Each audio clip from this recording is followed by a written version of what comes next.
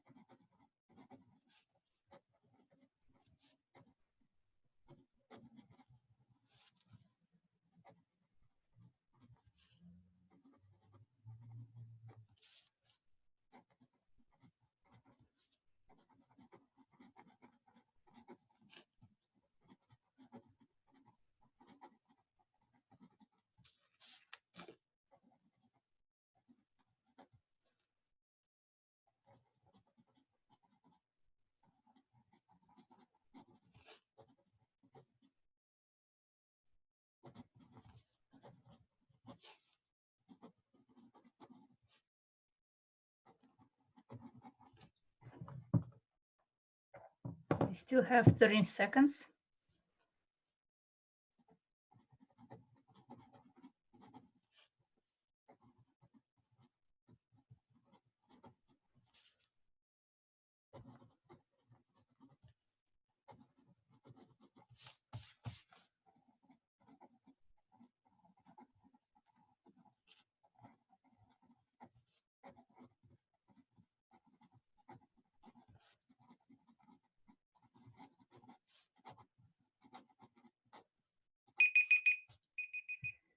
Okay, 2 minutes are gone.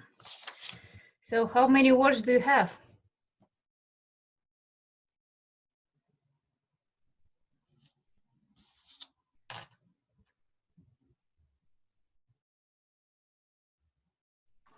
$18, but I have some words that I was not expecting to see.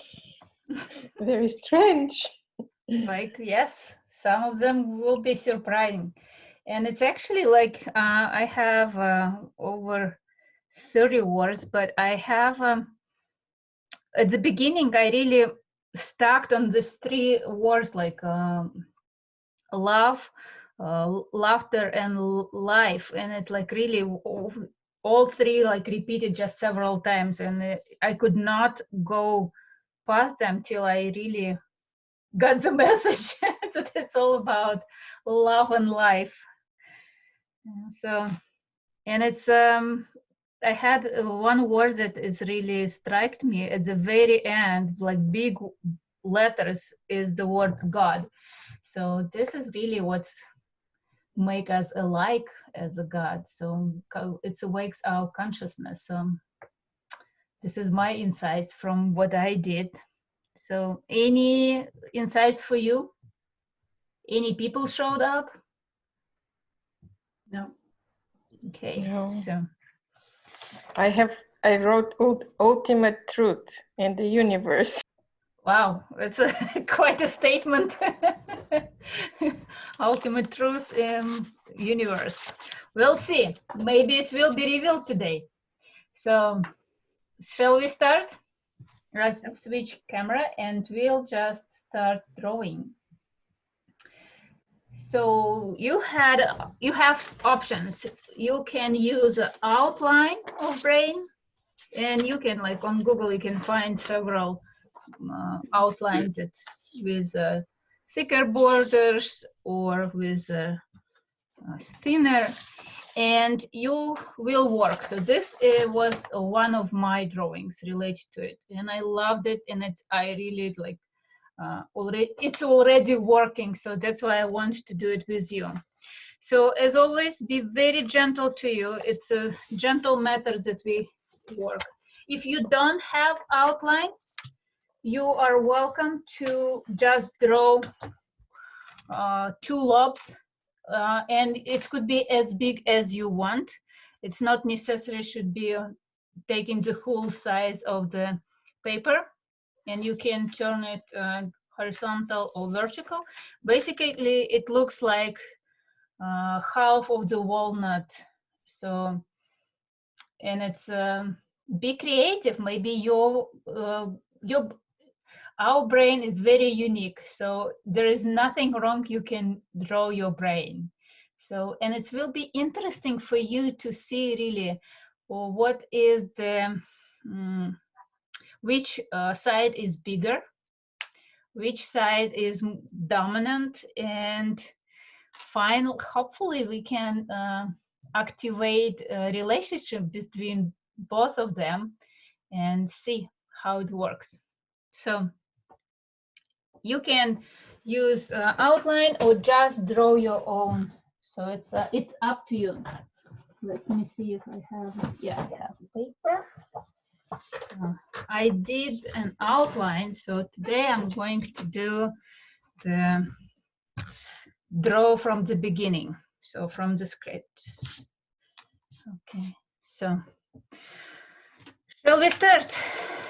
So all my energy, you can just feel connected to the draw.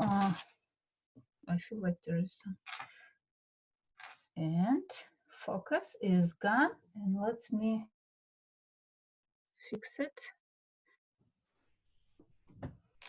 So feel connected to your piece of paper. This is your energetic and informational field. So some of this that will show you, release you some truth about your mind and your brain, how it operates. So be very, very gentle. You can use a ultrafine Sharpie, or you can use a pen, or maybe even finer liners like 0.1, 0.2. Let's see if I have any of those. Yes, I have 0.2. So what's going on with my focus? Why is it out of? Okay. Again, so something doesn't work appropriate today.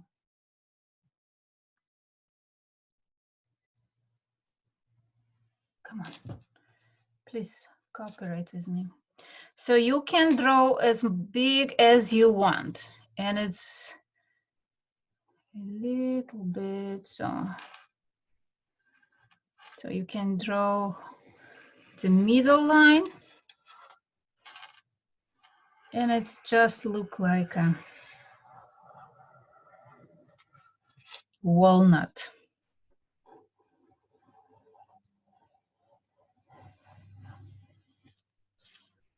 So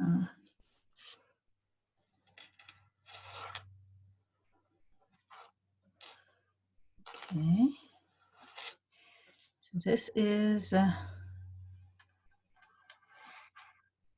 my outline, and I start just bringing lines, exploring this brain. Which lobe do you want to explore first?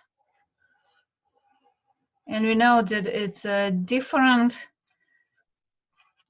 areas, different lobes respond for different tasks. Like the right side is more about our creativity, about our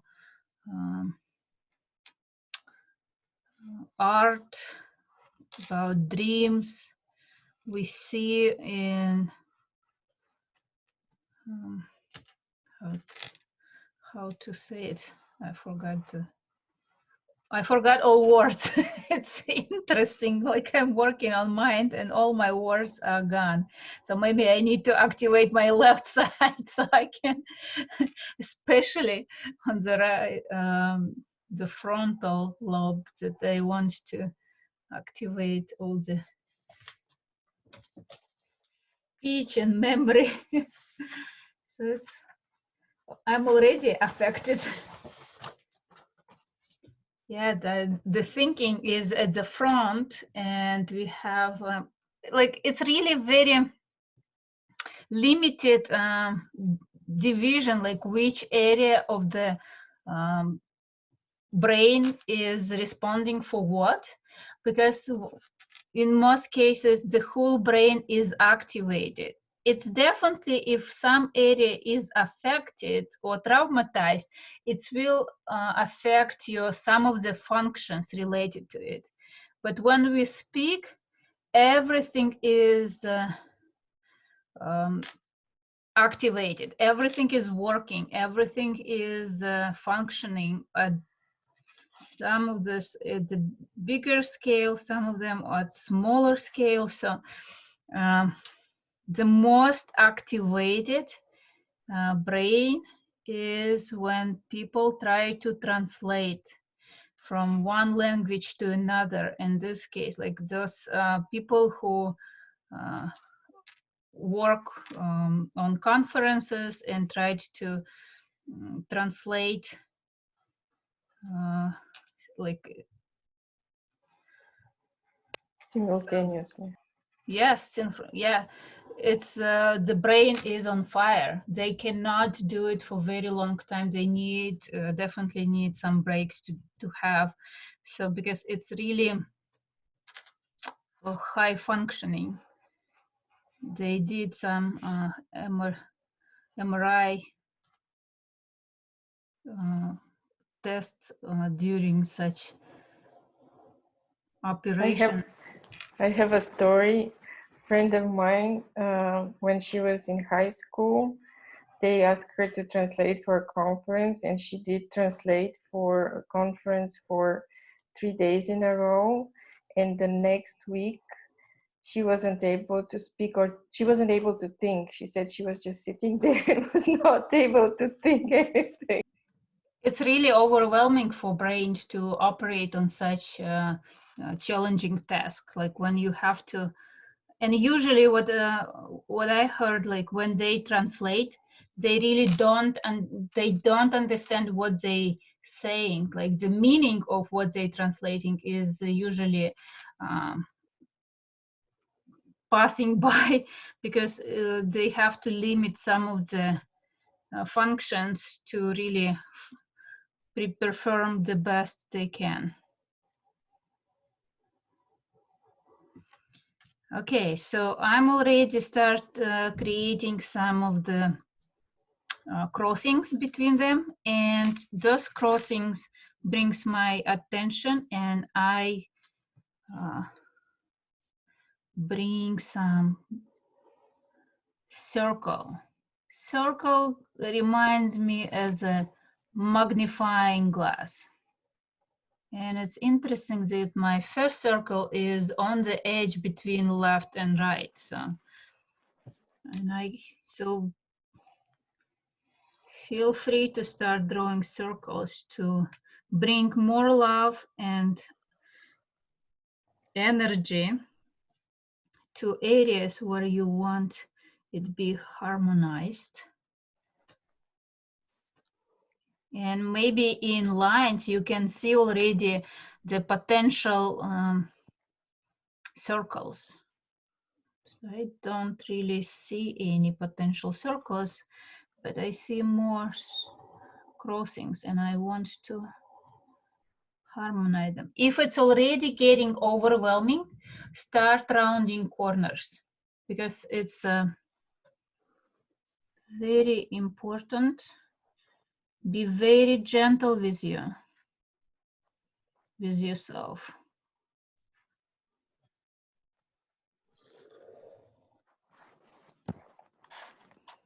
And as always, if you have any questions, please let me know, because it's and you can see which area really has the most crossings. Maybe like I have a list of areas and what kind of functions they are representing.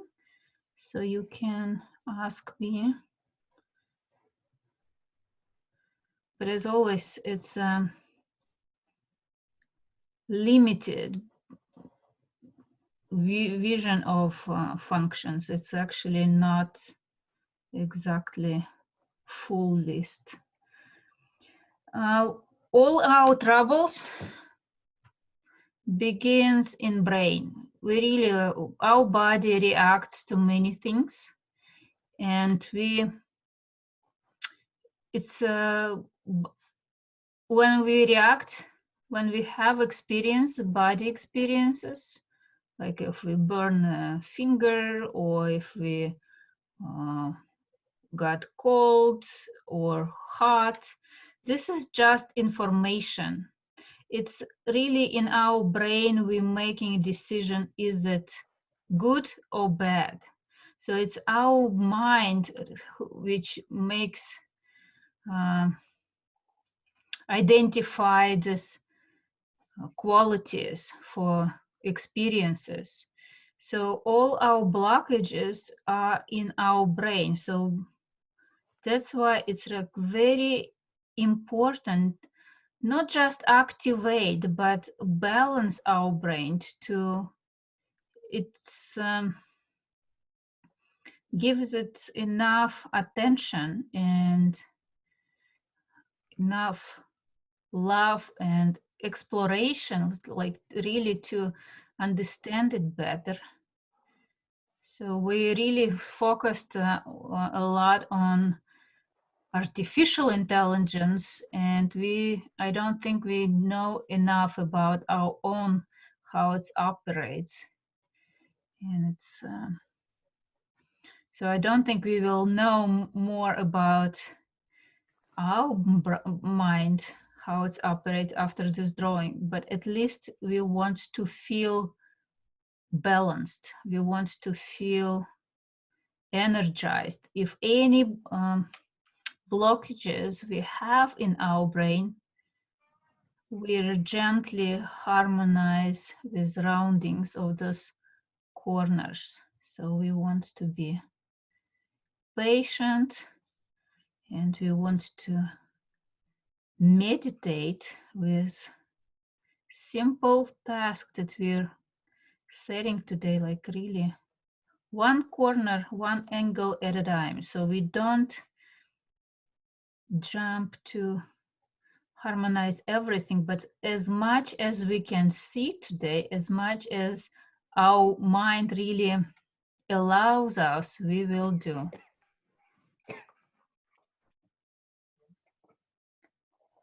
Okay.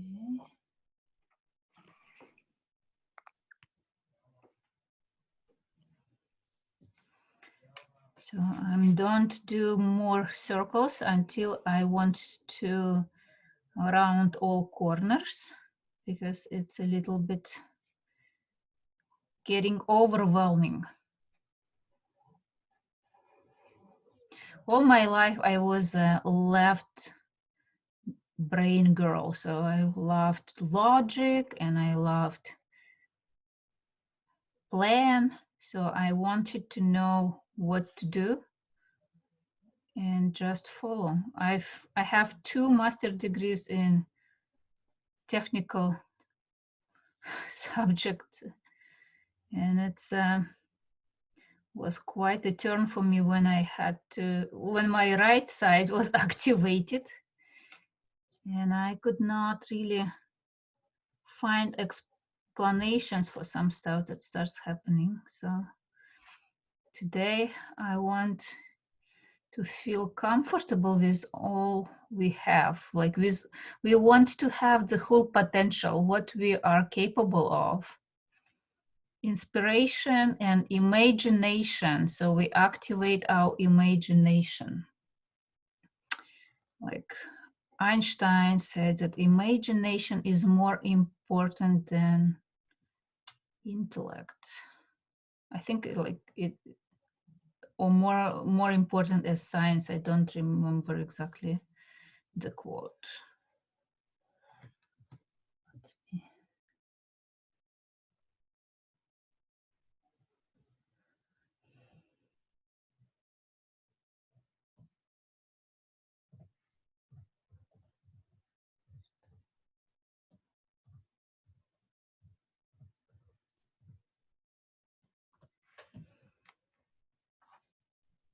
Imagination is more important than knowledge. For knowledge is limited, whereas imagination embraces the entire world, stimulating progress, giving birth to evolution. So this is Albert Einstein. So today we are really trying to find balance and activate our imagination. We have to imagine stuff that we want to achieve before we really start looking for it, like till we see it in our imagination and we start looking for it in real life. Be aware when it appears. So we have, this is our very important gift, to dream about something.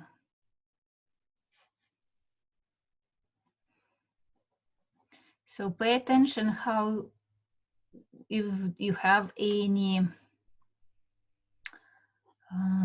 strong feelings in your body, experiences in your body, and be very,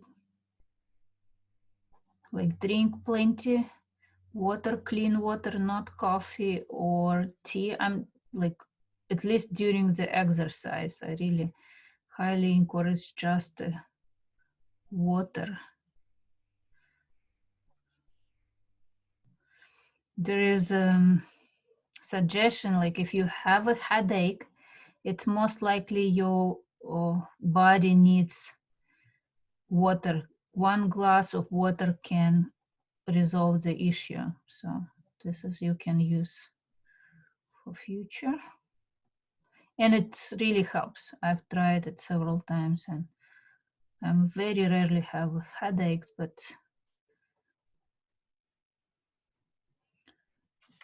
could be just not enough water in your body. And brain really like contains quite a big percentage of water. So we take care of it.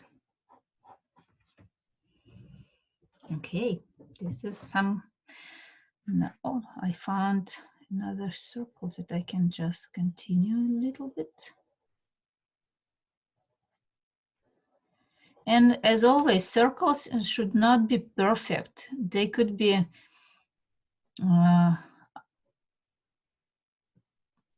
any shape that does not angles will be considered as a circle. So it could be oval, it could be eggs, whatever you want, whatever shows up.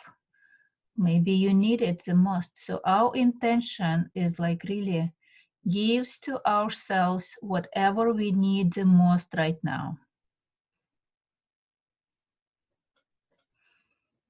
So we're very gentle. We have a very good intention. And we just keep moving. Small steps one corner at a time.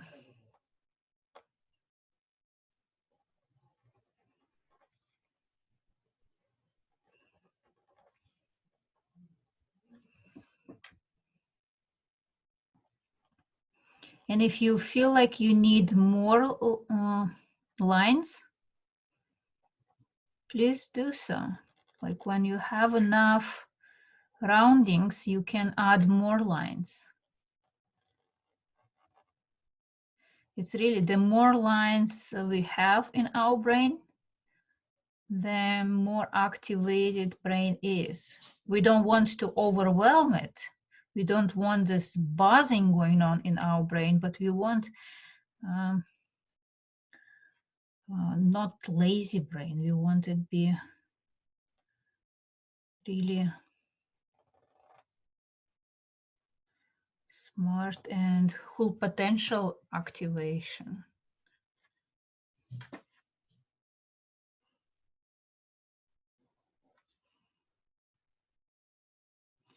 There is so much that our brain controls, and without even without us recognizing it. So it's a huge instrument that really gives a lot of power, and it requires a lot of energy.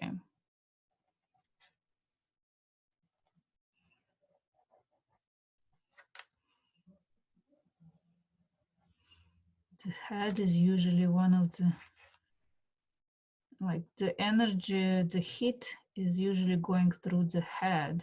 Like I was born and raised in Siberia, so you really need a head very to make, like if you don't wear hat, it's you will be freezing very fast.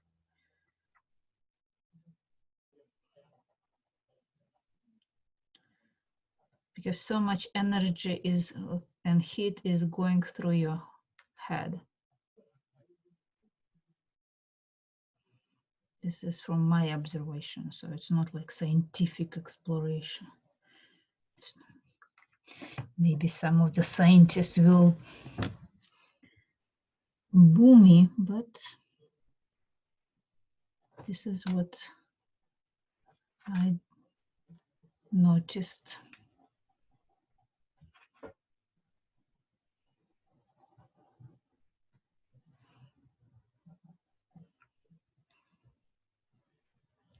So double check how many crossings you have between left and right side.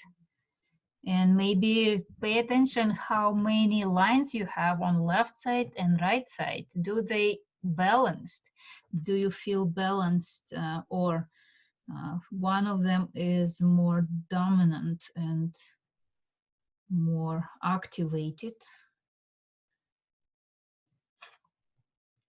And it's interesting that male and feminine brain are different. The connections between left and right side is actually more, women have much more because they historically they had to be much faster up, like react to social changes. They had to communicate with neighbors, they had to communicate with, follow all the rules to make sure that their children are safe. They had to be very active in finding creative solutions in every day. So men are different. It doesn't matter which one is better or they're just different. And this is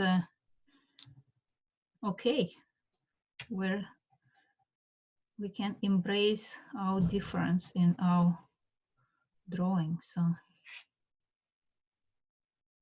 do we have any questions or comments?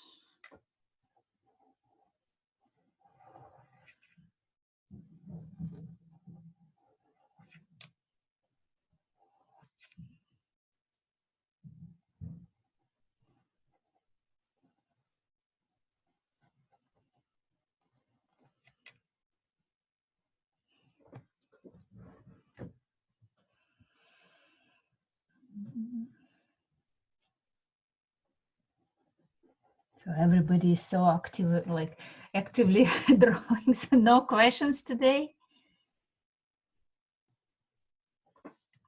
Please ask. It's easier for me.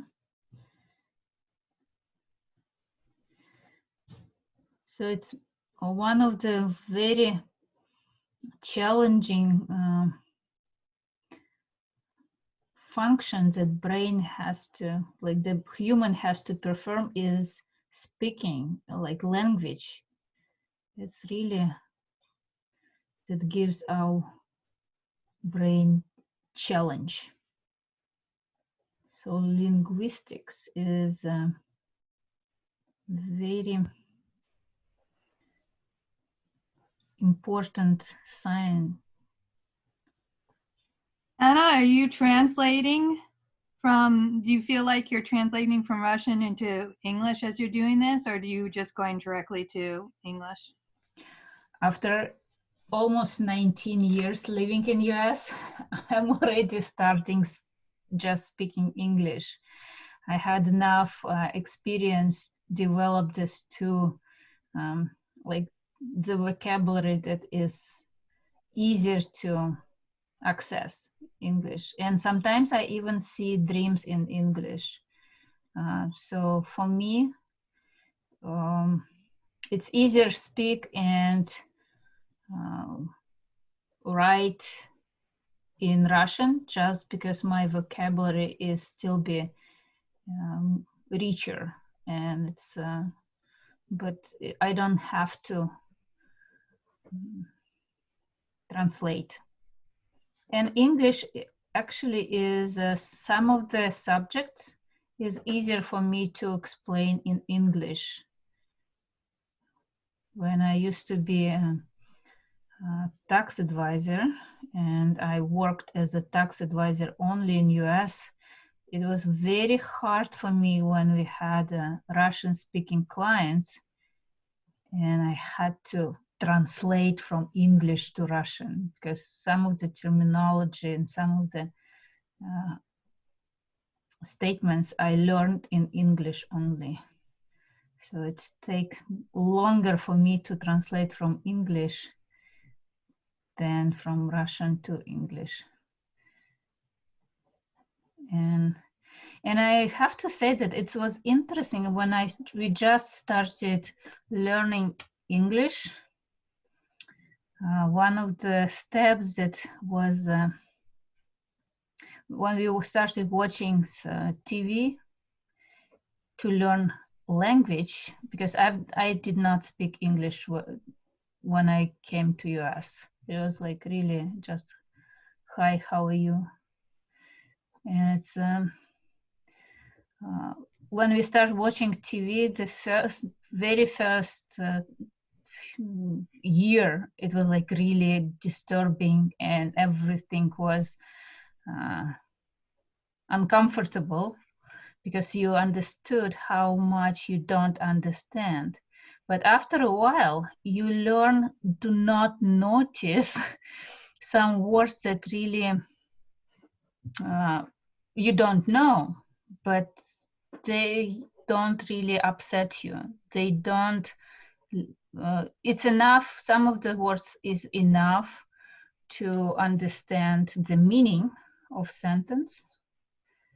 And it could be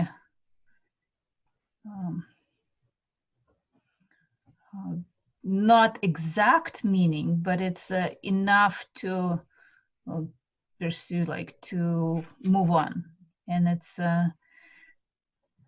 it was quite a relief when your brain just doing this, like instead of like be at stress from each sentence that you don't understand, it gives you some relief.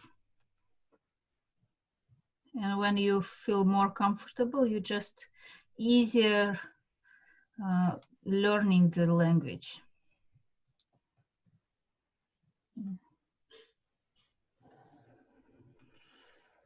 So in Russia, are most people bilingual, or how many languages is pretty common? At school, we learned, we have options to learn Russian or at school we have options to learn English or German, sometimes French, very rarely Spanish. Is like really very rarely. Usually it's two languages you choose from, German and English. We learned languages usually of the greatest enemies. So or potential enemies. So that's why there was time when German was more common in Russia. Now it's more English, and English is more international language now, because all, like, if you're related to computers, you need to know some of the English. And it's but school, you know how what the level of school language we have. It's not enough to really speak. There are some special schools that you have all regular classes, but it depends. Like, younger people speak more languages these days, but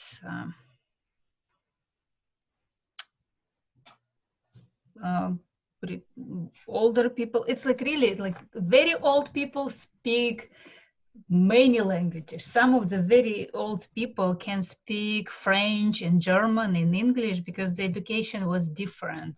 When I'm talking about the people who were born at the beginning of the 9th century, and there was some gap, and much less people were speaking in languages. Now it's coming back. Now more and more people learning.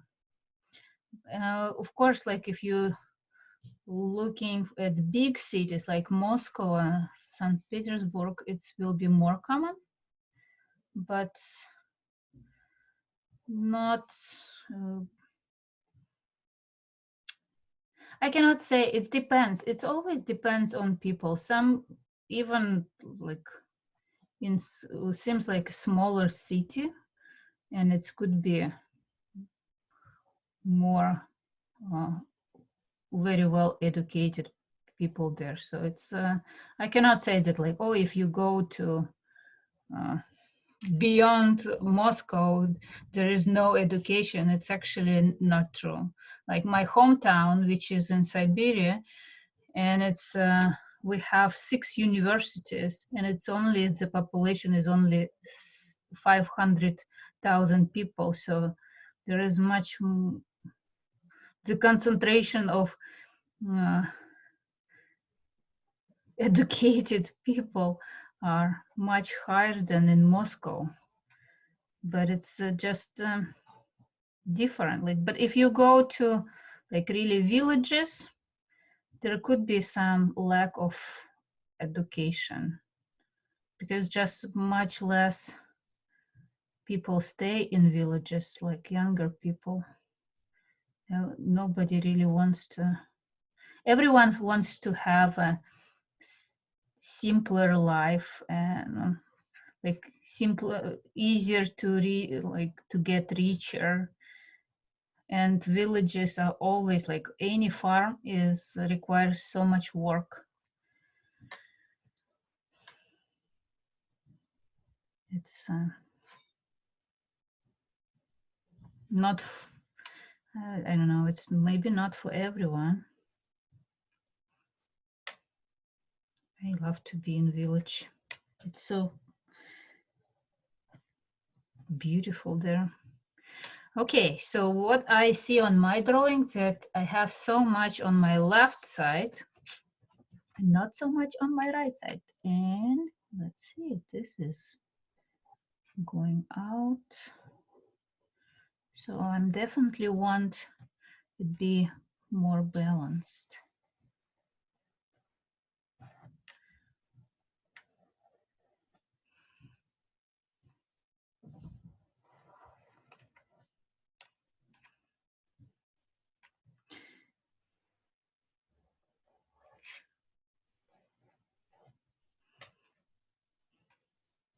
It takes a lot of, it's really a challenge to save a language for kids who are born in country that like does not speak their home language.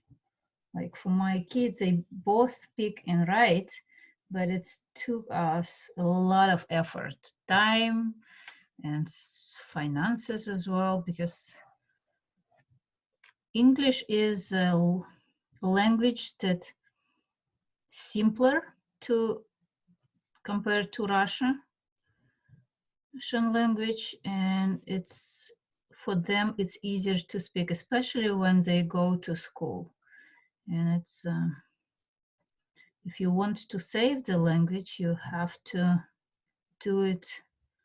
You have to speak to them. And we were very cautious about speaking English at home at the beginning. Now we are getting worse, and it's just easier sometimes speaking English, especially about school.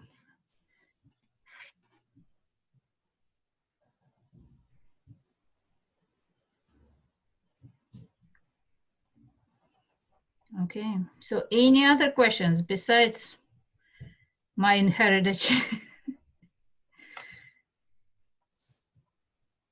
Well, I think it's fascinating to hear about Russia because I know so little about Russia.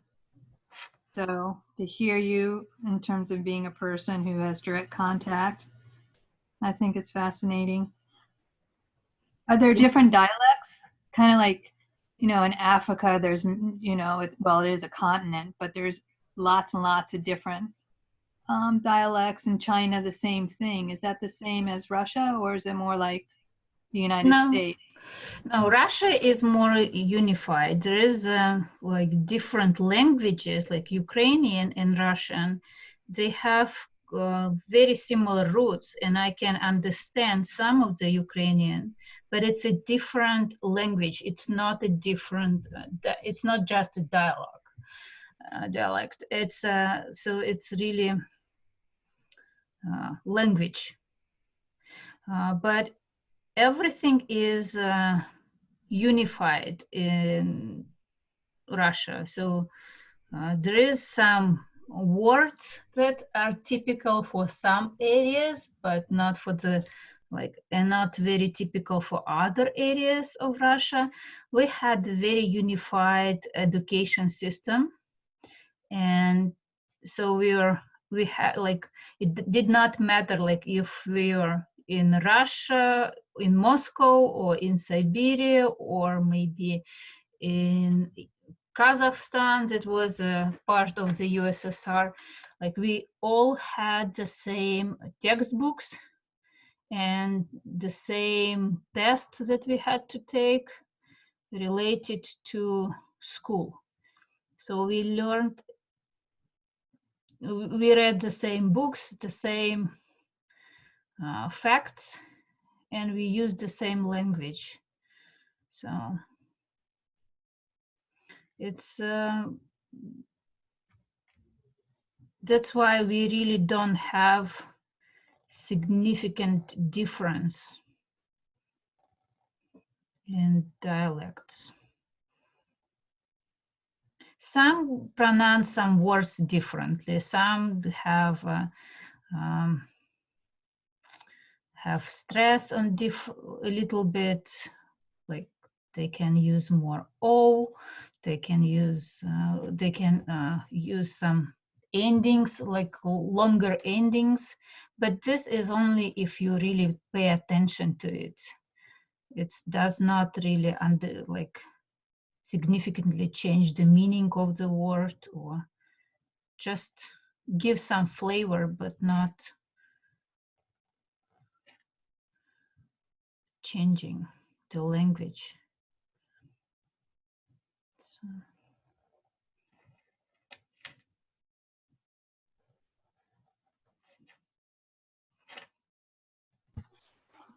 Since you have children in school here, are there certain topics you think are better taught in America than in Russia, and vice versa?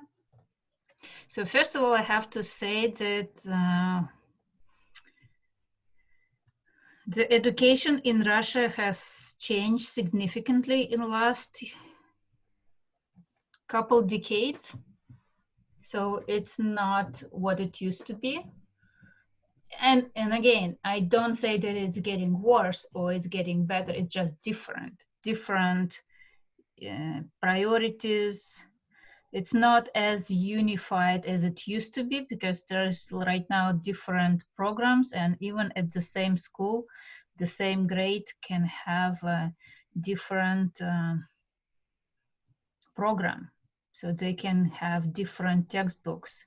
And it gives like really challenge for teachers because it's changing so significantly. My mom is a teacher, language teacher in Russia, and it's she always complains how fast is changing the system and how much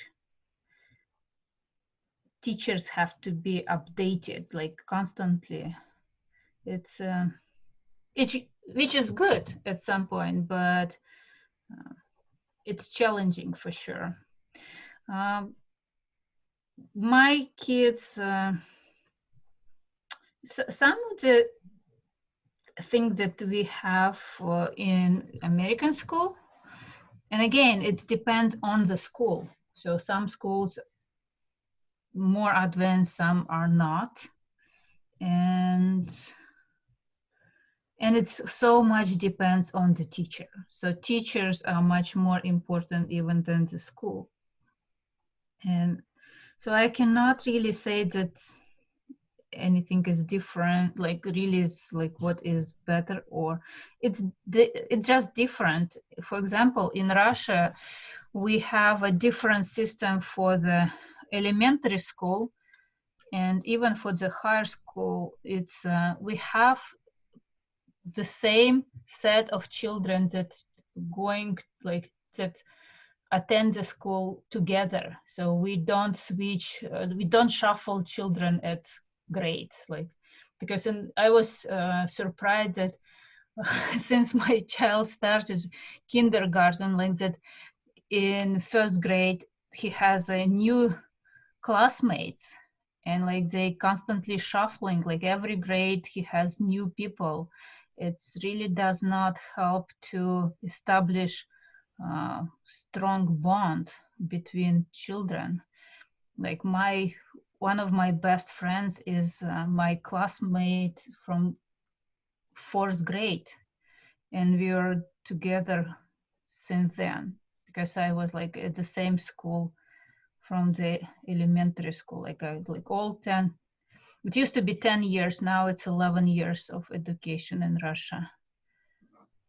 So it's just a different relationship between students. And we don't have such a really like difference in elementary, middle school, and high school. They usually at the same building. We have a definition of the middle school and high school, but it's not that you really switching the buildings. You still have different age children together. So, and we don't spend so much time in Russian school. Usually we have two, like we have morning shift and afternoon shift for children. So we have,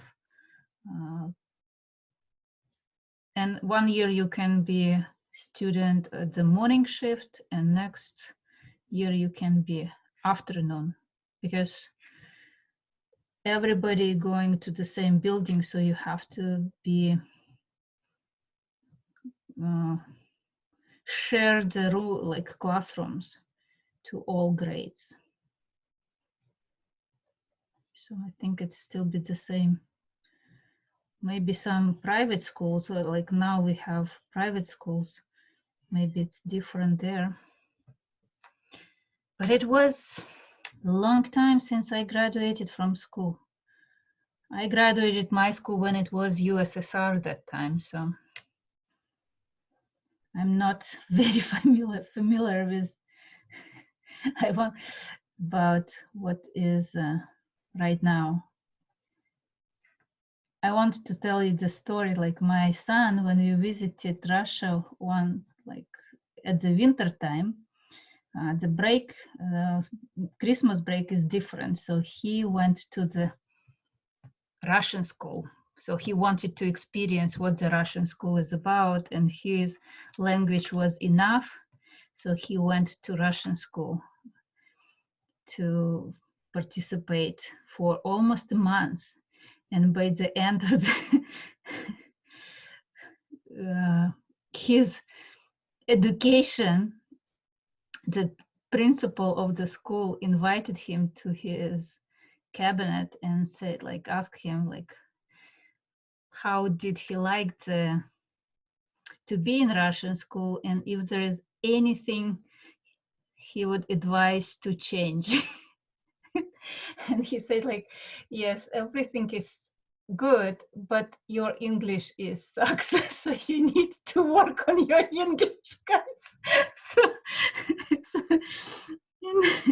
so we laughed so much that like this is the only complaint he had about level of English in Russian school. So they were laughing with him as well.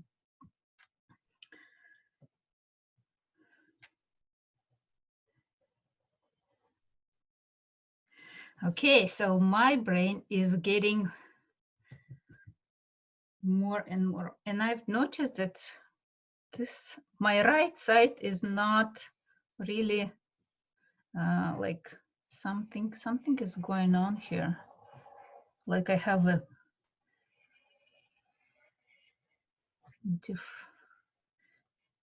okay, so I want it to be more balanced.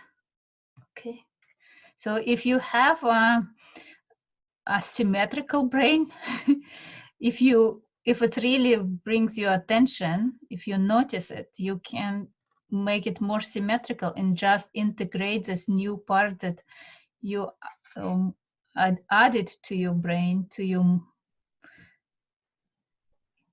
just round those corners.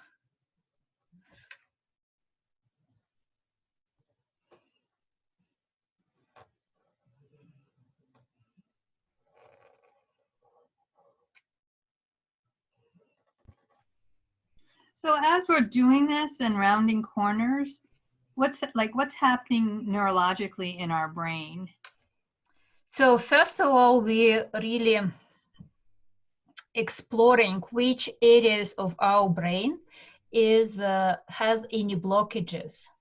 Does anything has block spots? Do you have any blind spots? Like, do you feel that some areas that on your drawing that does not really explored with lines, or maybe much less explored with lines? So pay attention to those areas, and we creating new neurons like connections between some areas that really did not was not connected before, or did not really actively participating in the connection. So the goal is not just let's activate everything. So it's about exploring and see if there is any areas that need our attention. And crossings usually gives you some awareness that this area can be more explored and maybe more needs your attention to this. So does any one of you feel like you're moving the marker or pencil in your brain? Like, do you feel this sensation of moving in your head? Or maybe like your hair starts moving? Yes, since we started, it's like buzzing in my in my brain. Yes, it could be. So be very careful, and it's we are not trying to bring something new to our brain. We want just discover the whole potential, like the most harmonious way to activate inner potentials in our brain. So like we don't bring anything artificial. So it's not like we want to be on drugs or anything. Like we really want to see what other areas could be connected, because new connections really brings new energy. So each line is a thought, and where thoughts goes energy. So we're bringing the energy to each area, and each area responds on different functions. Like this frontal is more about thinking, speaking, movement, and sides about hearing, learning, and feelings. The top is about language and touch, and the back is about vision. So we have some reptile brain, but it's hidden from what we see. But it's like we want to make sure that the blood and energy is functioning and accessing to each small part of the brain. So that's what is going on. So this is what we're creating. And when we do lead lines, like when we really draw lines, we sometimes don't really be even aware that some areas not explored, like some areas could stay white till very end. So I want you to pay attention if there is such areas.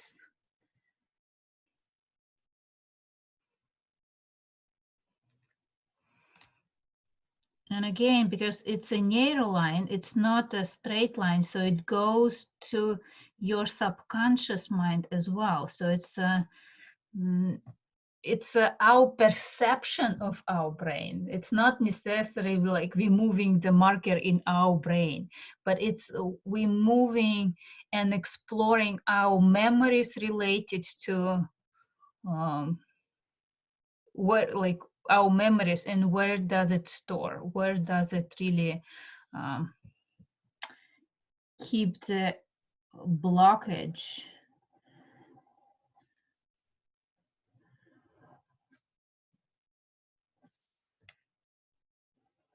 I hope I answered the question.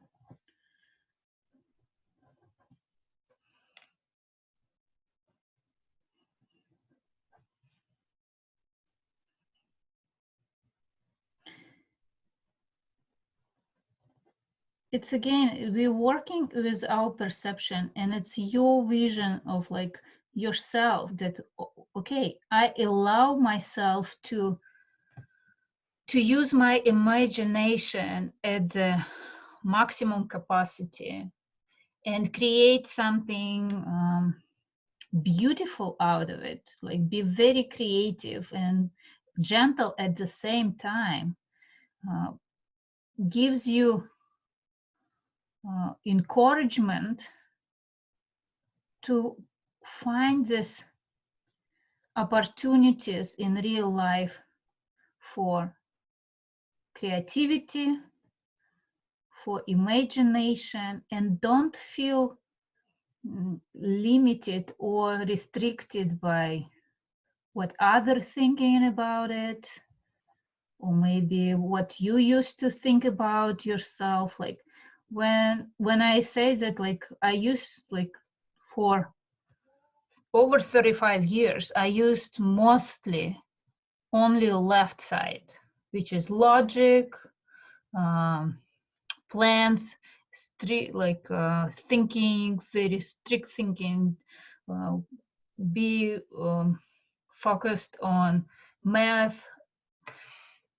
It's really new for me, still be quite new for me to see how I can establish this balance between left side and right side. And just by leading lines, like by drawing lines and experiencing it in my body, that it's quite, I feel good about it. It's like feeling balanced. I have enough. I even feel like I'm more activated on right side now. So I am switching from right side to the left side until I really feel now everything is at balance. Now everything is connected. The energy and my thoughts can move easily and freely between us.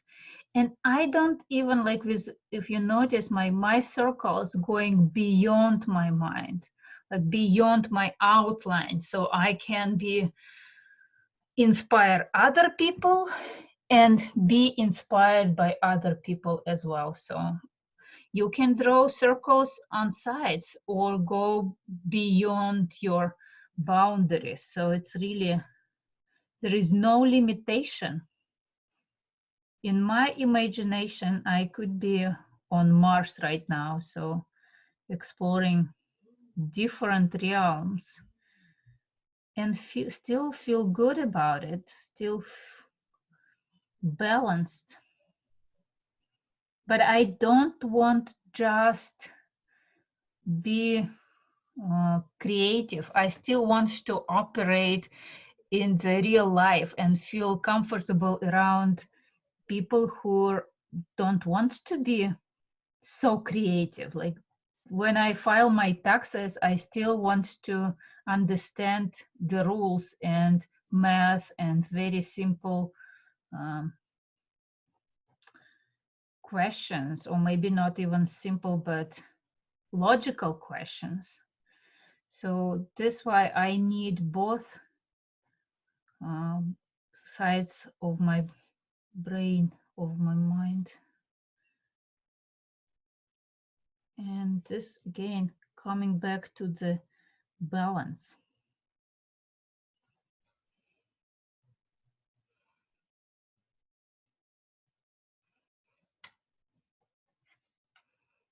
Thank you for questioning, because like when you ask questions, I'm trying to understand for myself, like what the answer is on those questions. That's why my answer is usually so long, because I try to convince myself first. You know what I'm telling you. Okay, so this wants to be bigger. Okay.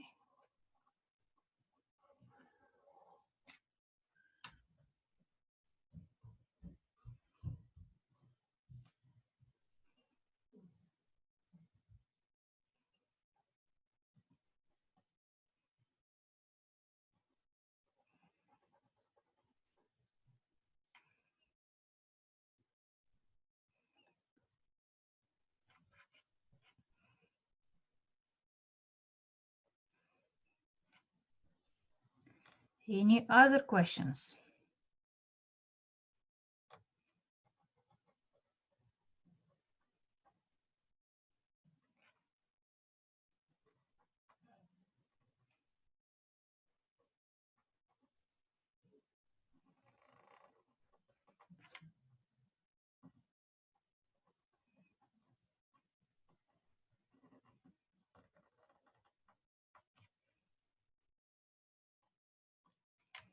So we're working with symbols. We're working with symbol of circle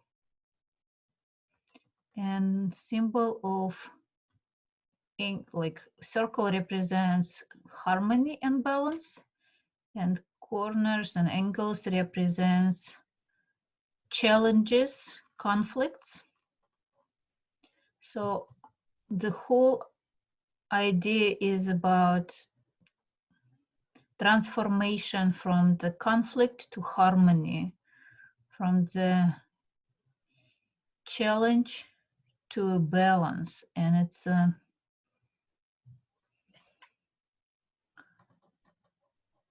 because we're using only circles in this exercise and like really trying to reduce corners,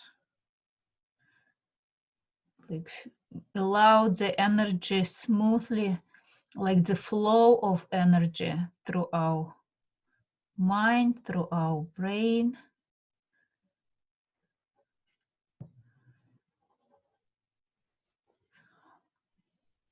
We don't really force anything, we just exploring and bringing our attention to some of the areas. So don't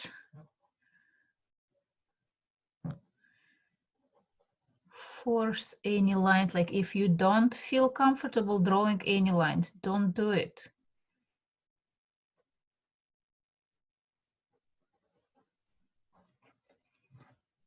Oh, it's a big circle.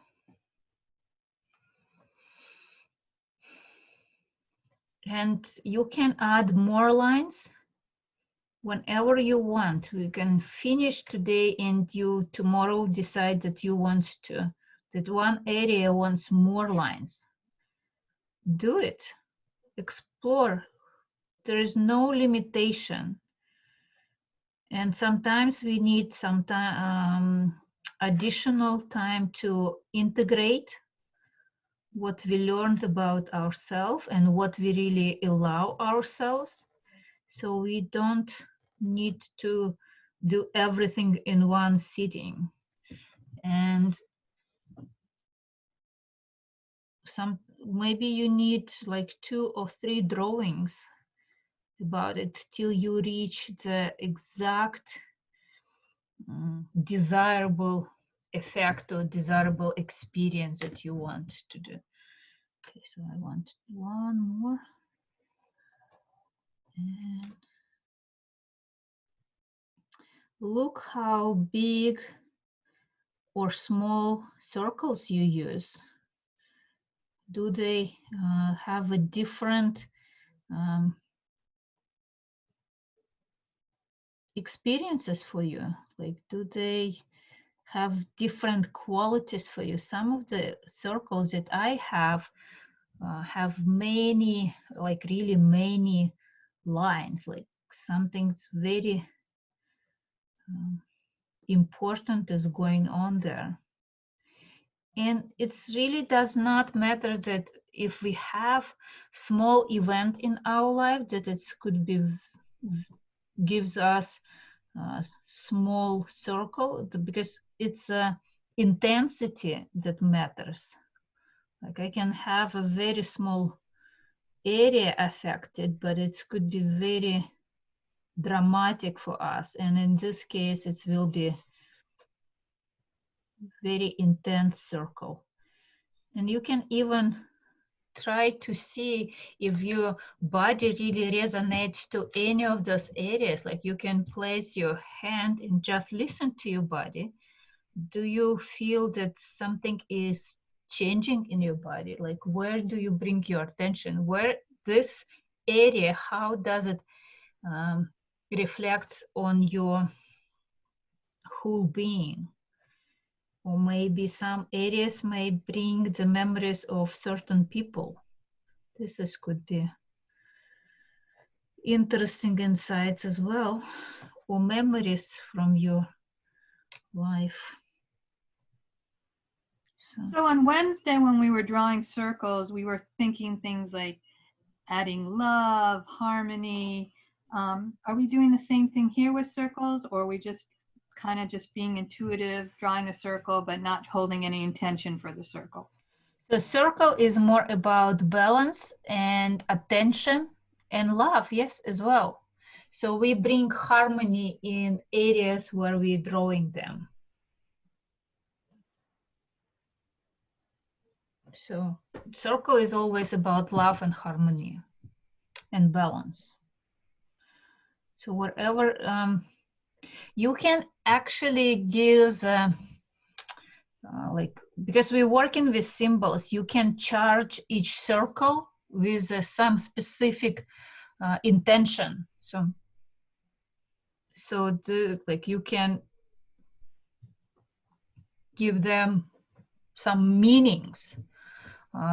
I'm very careful about giving some meanings because it's we're not always know what we need the most. So I'm allowing our body to really find the resources, what they need. I'm just giving the resource. Like I give the circle that represents what this area needs the most right now to operate on the best potential. So this is my intention. I would not recommend to draw any spirals on your brain because it may activate too much and you could be restless. So I don't want you to be overwhelmed with, because if you increasing the energy in one area or another. So be very careful about really increasing anything. So the whole potential is about balancing.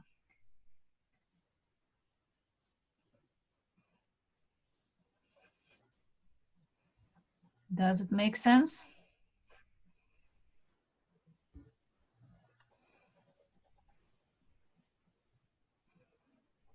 Are we going to do things like adding resources? Because like on Wednesday, we were, you know, thinking connections to Other people?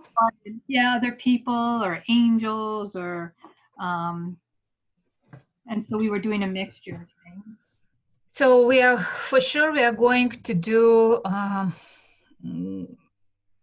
field lines. We want to align our brain with other, like with the bigger picture, with the divine plan, let's call it this way. If you feel like you need to be connected to something, of course, and it's like you don't need to ask my permission to bring resources from outside if you feel. As you see on my drawing, some of the circles are going like beyond my brain, and it could be inspiration outside, and like I inspire the social life and social life inspire me. So it could be both ways. So we really connected. And all those lines, if you feel like some of the circles could be there, please draw the circle. Like wherever you feel you need a circle, do it.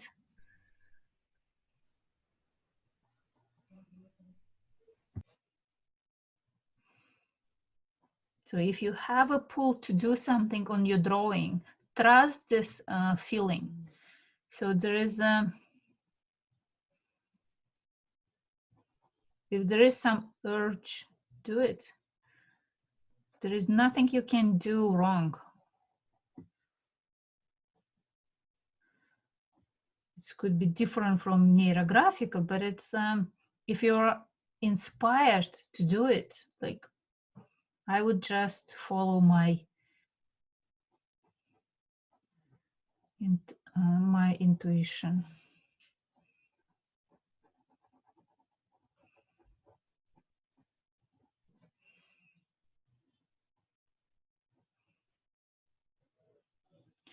I'm usually the person who does not ask permission, so that's why I'm like, even going ahead, I give you permission to whatever you want to do, you do. You will have to take responsibility for what you're doing, but it's everything is permitted. And for example, for here, I feel like there is so much going on, so I want to harmonize it, and I draw a big circle.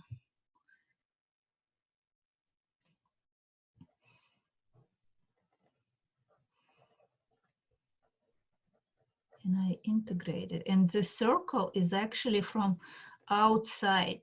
So it's in something can inspire me. Something that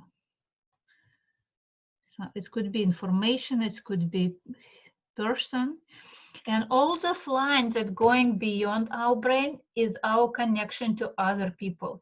Everything is connected. So this is very important that we, like when we draw, everything is connected. And it's interesting when we, like if we would have a class at the same room, at the end, we would just connect it, all those drawings, each of yours, and you will be surprised how many lines really match to each other. So not all of them, but significant percentage would be connected to other drawings. And it's fascinating how we really already, without knowing, how we feel the connection between us. And you can even make it stronger, like you can just place all drawings and connect with stronger lines, like field lines can go across all of our brains, like for example, or field lines can go across all our drawings. If you are doing several drawings, especially like the one that catharsis one, I highly encourage you to place them together and see if lines matching. Like so if you have the same theme, for example, like if you're doing several drawings about health, save all those drawings and try to see if they could be connected in one piece of paper, on bigger piece of paper, or just like using the scotch to connect them.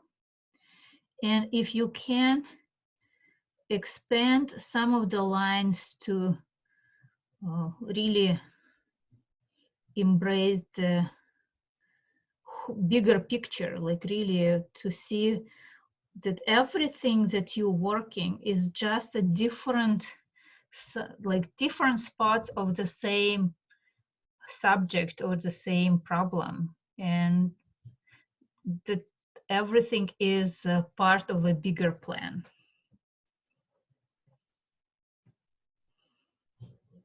You're just looking at from different angles on the same subject. And by increasing vibration in your body, in your life, you affecting the whole vibration of the whole universe. Maybe not at very big scale, but like if you impacting yourself, you impacting your people who are around you and people in your country, and finally it will be the impact on the whole world.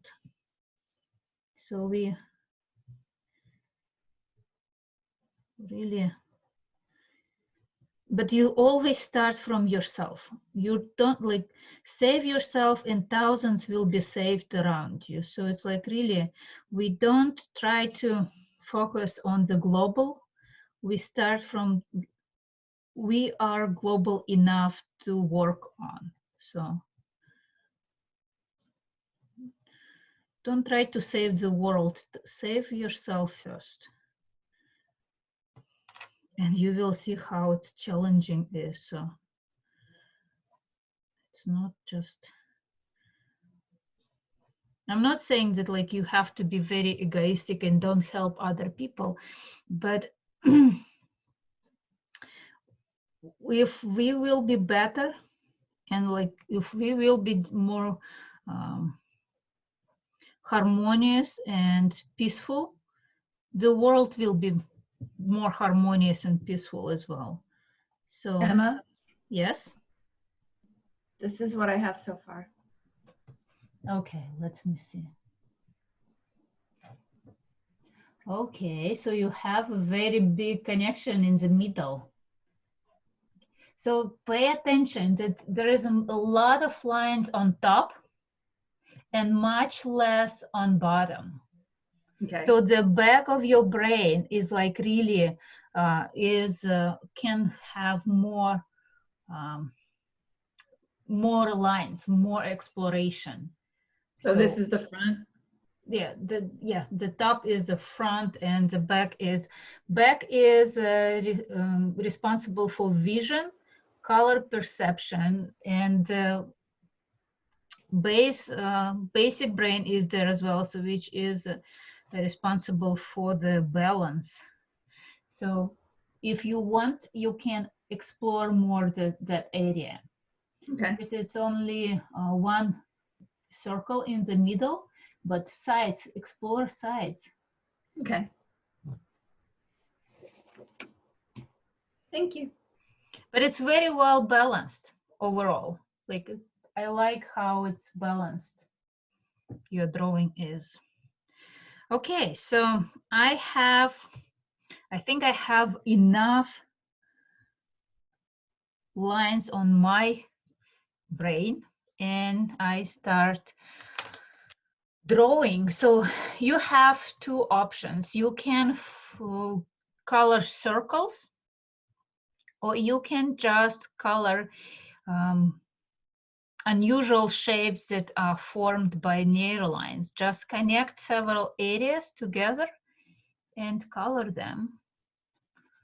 But make sure that you really unite them. So this is where we're going on a level of archetypes. Like, we're not just looking at simple small areas. We can bringing symbols of archetypes, emotions, and maybe even some elements.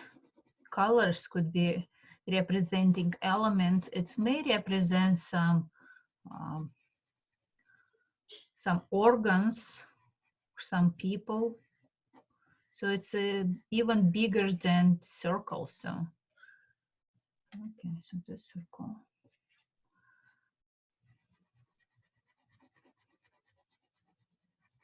I really don't give, like, when I start drawing, I don't think what kind of archetype I'm bringing. So I just trust to myself what I want, like what I feel will look balanced, or what I feel will look harmonious on my drawing. So this is more important, to feel where the energy, where the color wants to go. There is no challenges this time about how many colors you may use. So please feel free, color your mind, your brain with as many colors as you want. Because we want to inspire your imagination. So it could be any colors. Or maybe you can try the colors that you've never used, or for some reason you feel that you don't like them. You can try and see what you can do with them and find the peace with them, find the better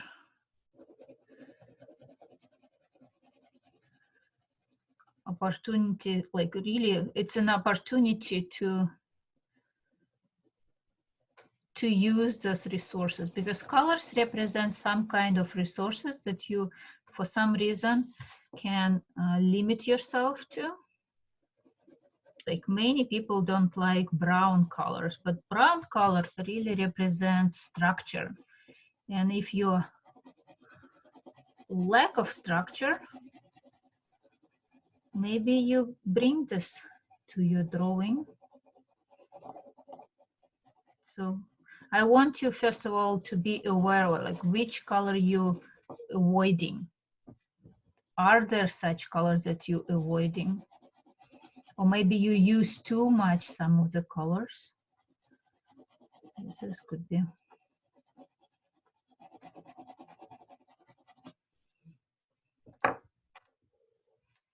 It's always beautiful if you tried to blend several colors.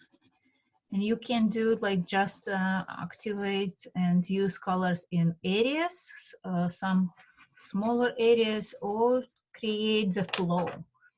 Flow could be, for example, I'm like big fan of flow, so I always give such waves.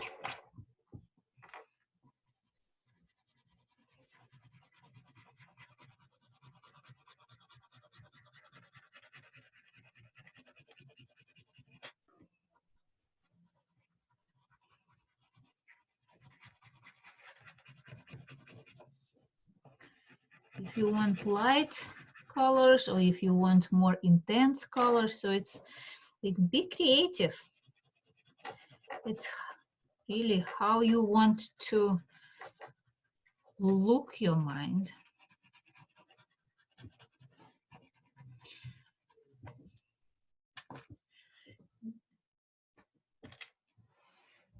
You can use balanced colors between two sides, or you can color them differently. It's up to you. I will not limit you to really do this or that. This is on you guys. And for some reason I want this to be very bright. And I love to combine the flow and some specific circles could be colored just as a circle. So it's, I just follow what I want to do. It's not about really thinking logically, oh, I want this and that. I just trust my, I just trust which color I want.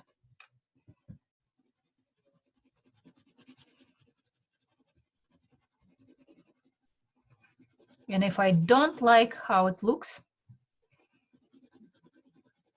I have opportunity to change it, to combine those colors with something else, or I can draw another drawing till I really feel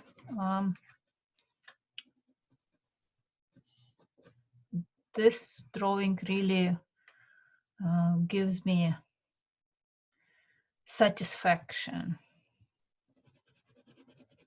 Like when we did the drawing about body, I had to do 3 drawings to feel I gave myself, finally reached a sense of gentleness to my body. Like, because first was very intense, second was quite intense, and the only third one was the one that I really was able. And there was each drawing gave me insights and a lot of discoveries about my body. So I use it as an opportunity. And you will be surprised, like even when you don't like the drawing, final drawing, you will like some of it. And this is important, to like something out of your drawing. This is an experiment as well. Try something out of, like thinking out of box and see, now I know that those 2 colors could not mix, for example, or if I use those colors, it's looks like very intense, and I want it more peaceful.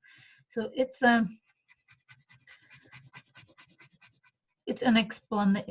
exploration. We learn to play with different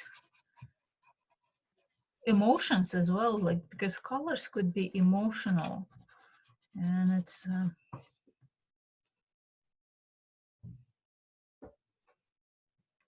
interesting.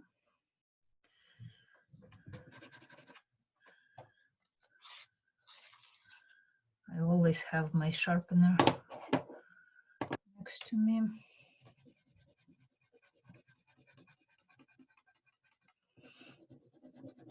Next week on Wednesday, 29th, there will be big celebration, international celebration of Neurographica 6th birthday.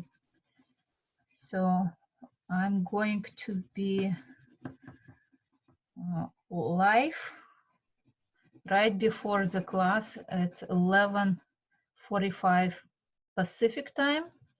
And does any one of you guys want to participate? Does anyone want to say happy birthday to Neurographica? It's optional. I'm just feeling like I have to invite everyone. And you can just join the meeting, and hopefully everything will work from the first try. You mean that everybody's gonna like do art together, or? No, it's just we have only 15 minutes to say how the Neurographica really impact our lives, if it does, or what it means for you. So it's I have like not obligations, but as an instructor, I'd love to join.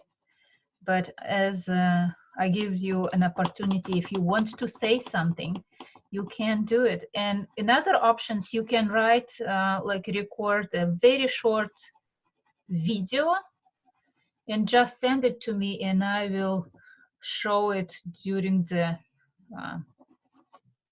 live meeting, that I can turn it on, and so many Russian people will see it.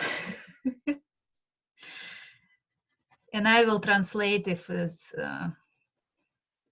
as well, so they will understand what you're talking about.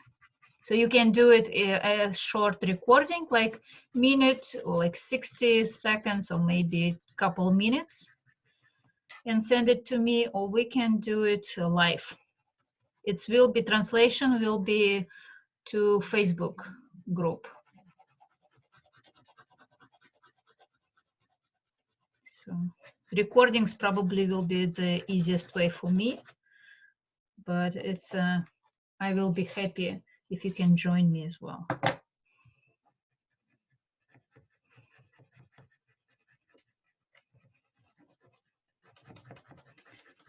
And hear my Russian.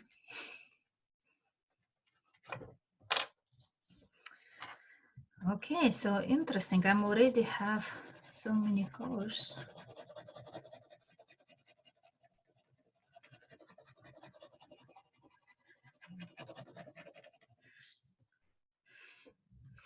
I'm doing this drawing already second time, and it's so different from first time. Like, I'm not staying in the boundaries of my outline. It's an interesting observation.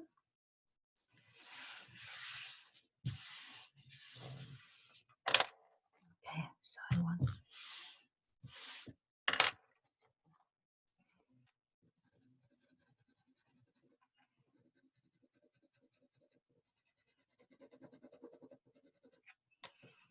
Anna, can I show you mine and then ask you a question about the lines that go outwards? Okay, go. Okay. I haven't added color yet. Okay. So if I'm understanding right, the lines that are kind of going outwards toward the side, that's where you're saying that's the connection to other people. Yes. The Yes. circles, they could be anything that's a resource. It could be a person, it could be any other kind of resource It too. could be a book, it could be a movie, it could be any knowledge or any inspiration for you from outside. Okay. It's not just people, so it could be pets. I don't know. So nature could be inspiring for you. Whatever it can inspire you could be there. So you don't really feel obligated. And I like how different sizes are your circles, that you're not limiting to the small ones, that you allow yourself to see the bigger picture. So it's pay attention that you allow yourself to be like, there is only two areas where you really connecting two sides, like left and right, is at very front and at very back.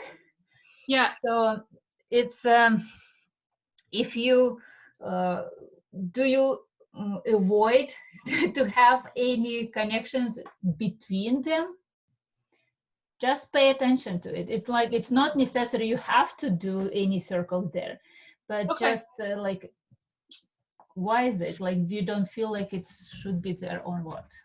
And the bigger spaces between neural lines, that's okay. That's okay. That's okay. It's okay. It's just like however they go out. Yes. And look at the balance between those two sides. Okay, great, thank you. Because right now one side is still be dominant over another one, especially with the big circle. Yeah. Okay. It's just notice it. It's if you don't like, if you feel this is what I am and this is what I want to be right now, it's perfectly fine. Just I want you to be just aware of the specifics. Yeah, no, it's really helpful to learn the different possibilities by looking at something. Thank you. Yeah. Thank you for showing.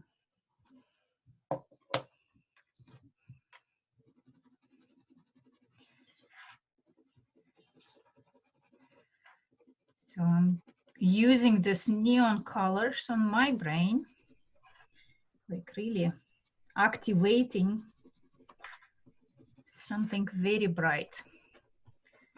Hopefully it's will have. So Anna, I emailed you a copy of what I did on Thursday, but I didn't hear back from you. I did not see it. Let me double check. And I don't want to say my email address because this is being recorded and you're going to put it up on. No, I'm not going to show it right now here. I'll double. Oh yeah, I see it, but I did not check the emails in last 2 days. Okay. I will after class I will try to reply, or maybe tomorrow morning. So thank you for reminding me about it. When I have a moment stay out of internet, I use this opportunity. Yeah, definitely. You're so tied to the internet these days. So it's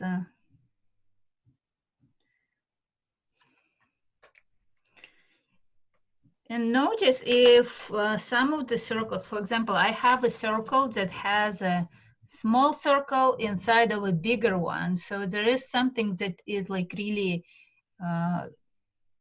growing on different layers. So it's just observe some things. It's not like you try to make any sense out of it, but some that really can bring your attention. This could be interesting. Like, I want to inspire interest in you, like curiosity about, wow, this is my brain, and it's a very unique and it's very life. It's like really there is always some movement. All those lines really gives you sense of movement and dynamic change. So they're like, tomorrow it will be different, and it's okay. Tomorrow will be different, new day and new you. So 24 hours is quite a long time.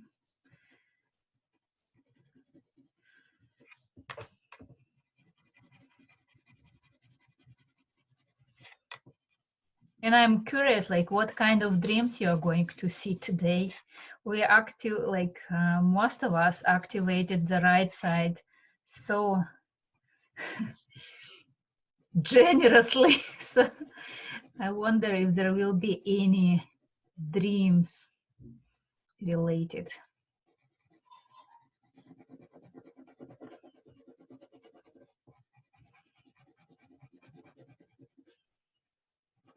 Any other questions?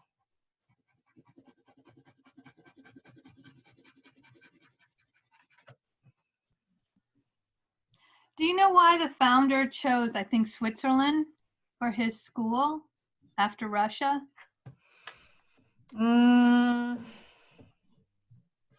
Honestly, I don't know. So this,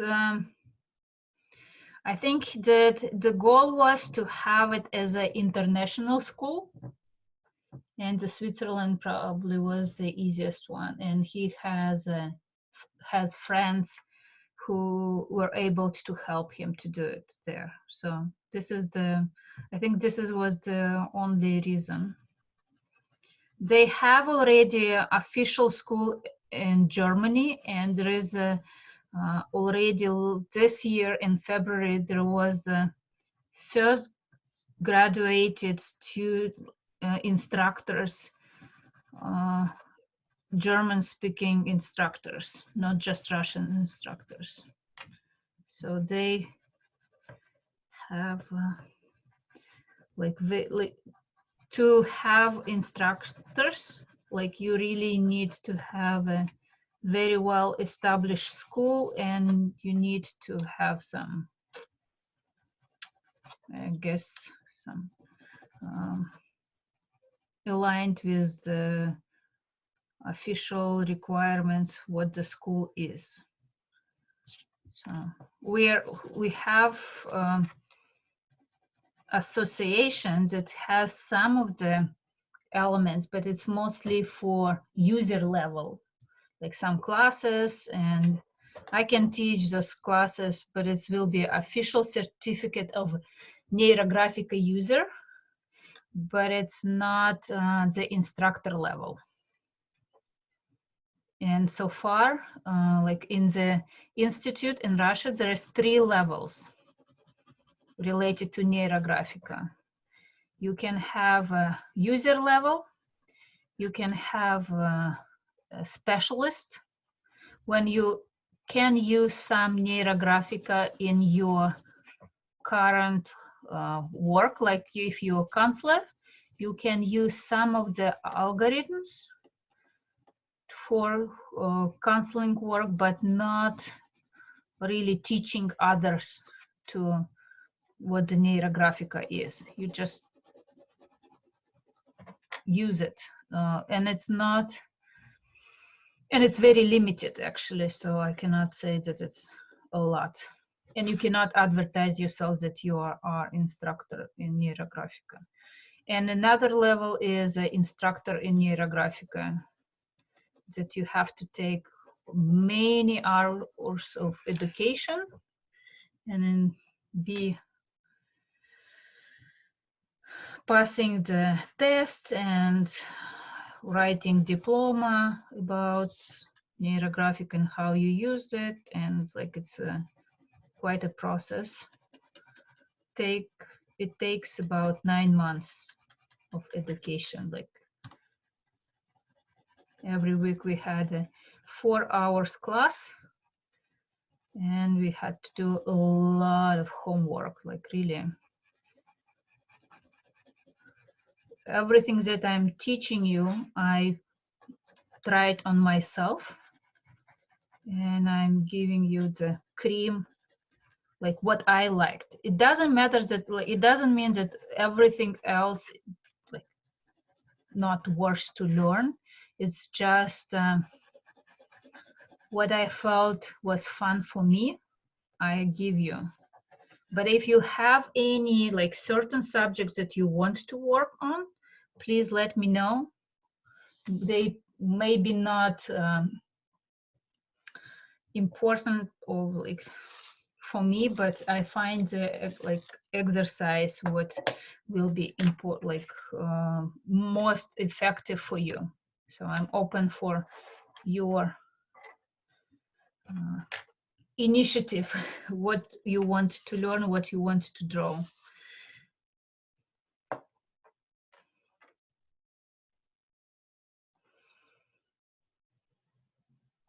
And some of the things that we really are learning is related to timeline.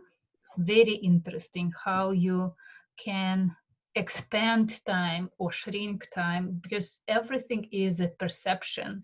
So, and it's very interesting to see how you can work with your future, not just past, which is an unusual subject to work. But everyone wants to try it. Are we going to do that one next? If you want to work with timeline, yes, why not?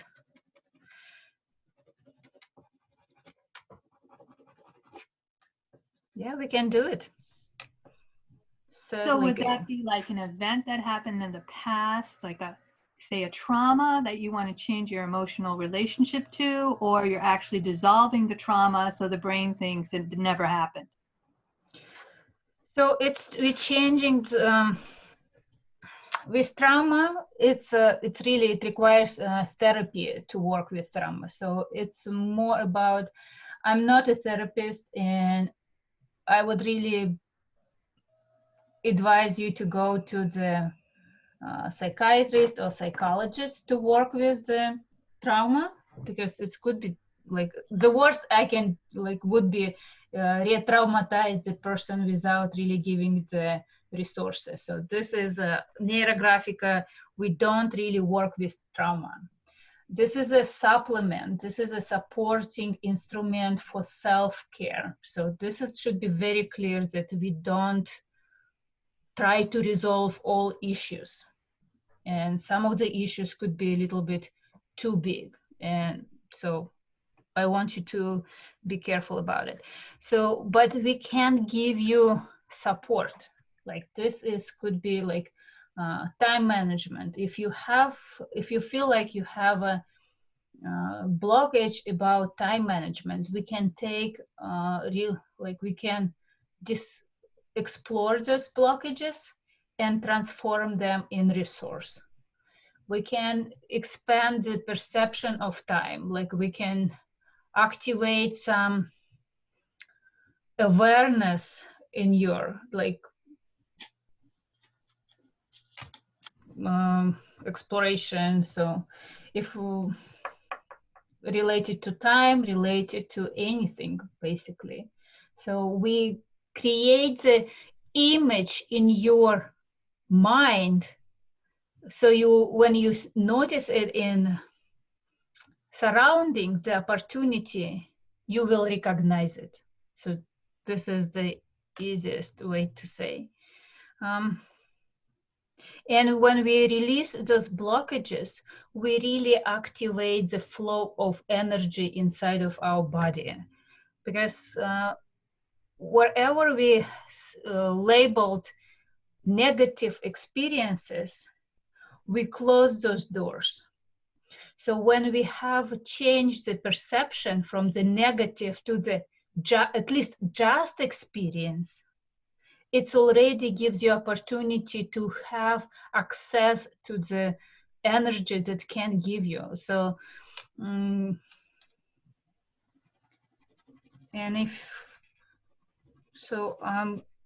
apologize if I gave you the impression that we are going to work with trauma, because it would be not on YouTube for sure. So this, it's I was just asking the question because some people, in terms of timeline stuff, that might be something people would want to work with because you can go back in time. What about just resistance? Like people have all sorts of resistance. Maybe they have resistance to exercise. They may have a resistance to doing their taxes. And I'm not saying I have resistance to any of these, but I'm just using them as examples. Or a resistance to tidying their house, or resistance to calling their mother, or, you know, like, is there a exercise or algorithm that's associated with resistance, and then you can plug in whatever your resistance is with, and then you can dissolve the resistance so that you no longer have resistance toward that thing?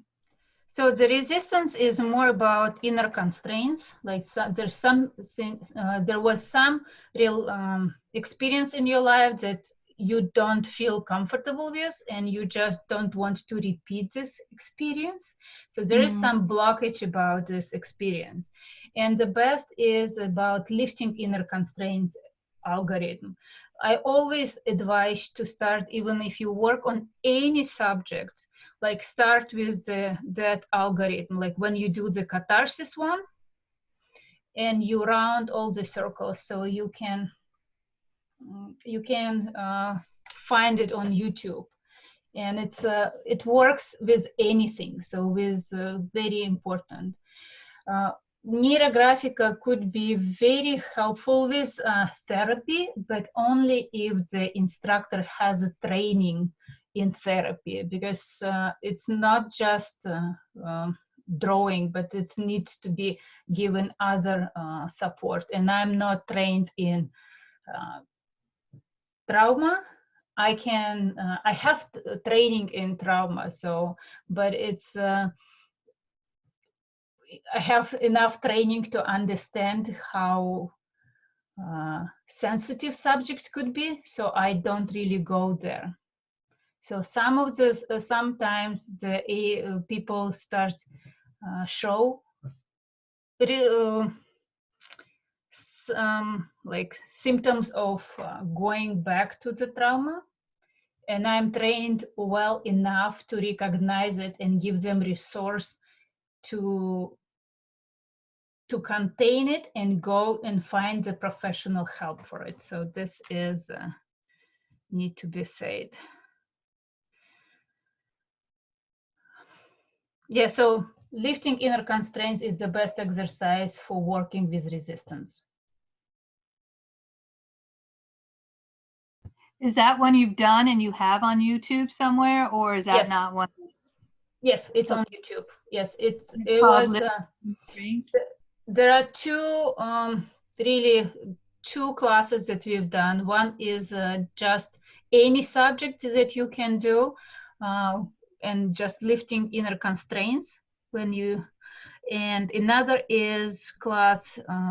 The name I think is the lifting inner constraints with figures. When you have like when you can work with resistance in a relationship between two people, or between you and group of people, or between you and any activity that you recognize as other entity, that you can use a symbol of this event or this thing.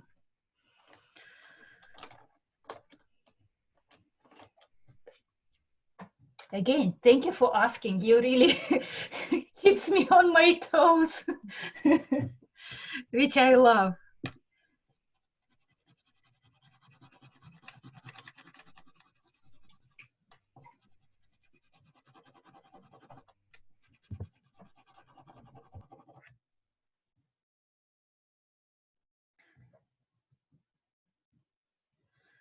Okay, so did you had a chance to start drawing, like coloring, or are you still working on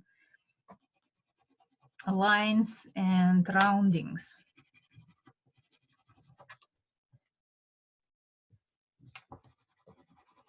I'm still doing lines and rounding.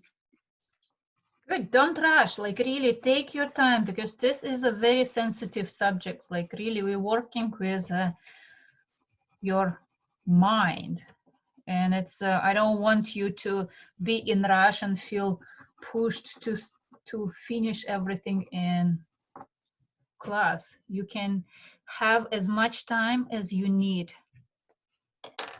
My goal, you feel you pleased with experience, not finish it on time. There is like there is on time when it's your time. So this is, and that's why like all my classes are lasting for 3 or more hours, because everyone has a different time perception, and it's I don't want to rush anybody. So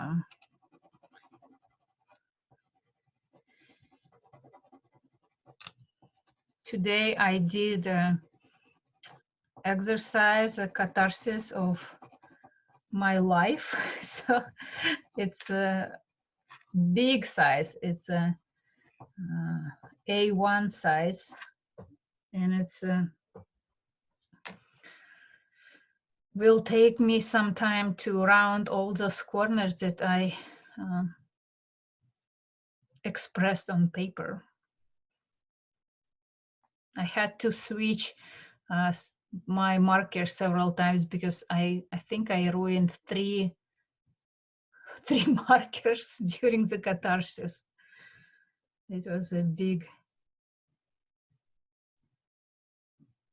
exercise. Okay. What else? I want some activity.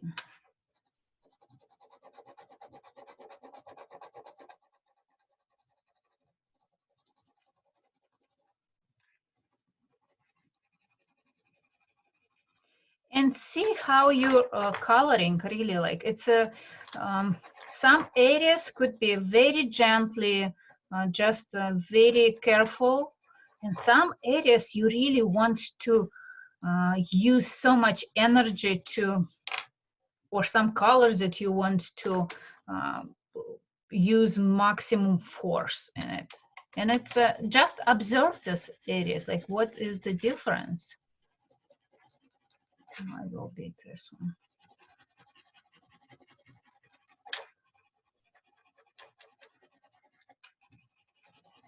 And again, I'm like, what I've noticed, all my drawings at the beginning, I'm dissolving everything. I'm like really losing my boundaries. And second or third is usually about like really recognizing and saving my boundaries without having this intense flow. So just exploring. Like every time I learn so much about myself when I do any exercises.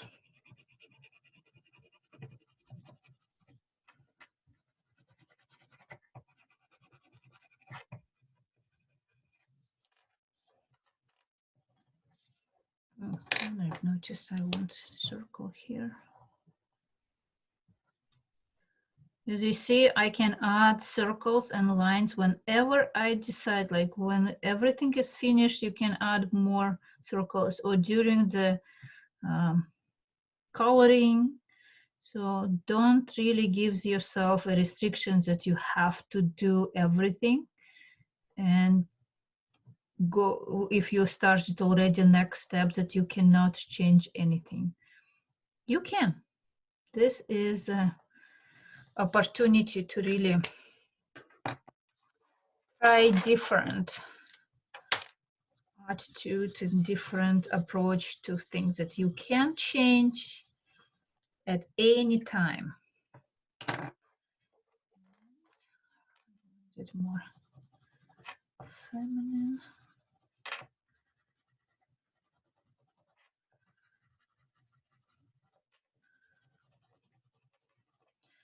It's really about the in our mind, there is no past, present, or future. Everything is going on right now.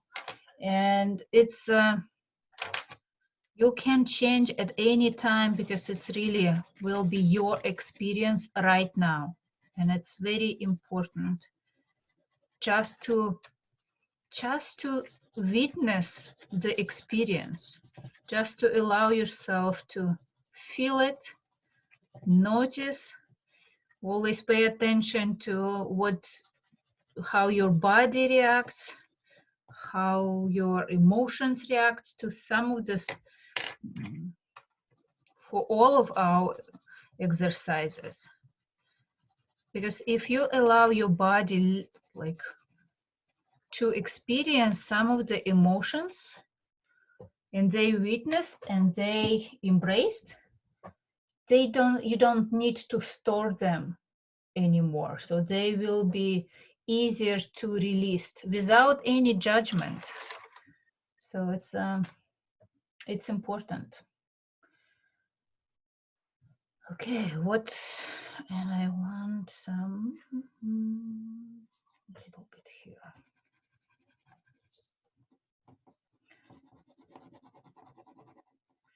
So with Neurographica, you never know how the outcome will look. Like even I'm doing this exercise already, not first time, I still allow myself to be surprised, because every time something new shows up, something more important, something is something that I need to see and something that I need to learn about myself.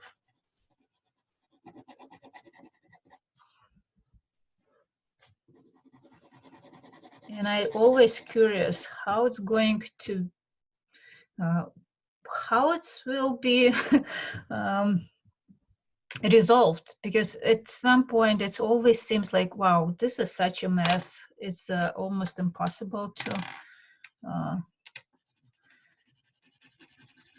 make anything beautiful out of it. But with enough trust, it seems like everything is possible.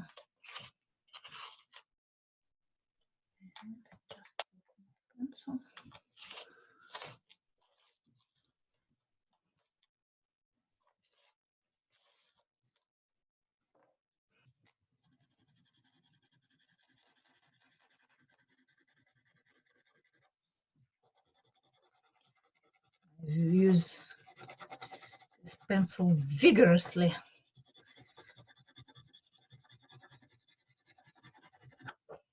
Okay.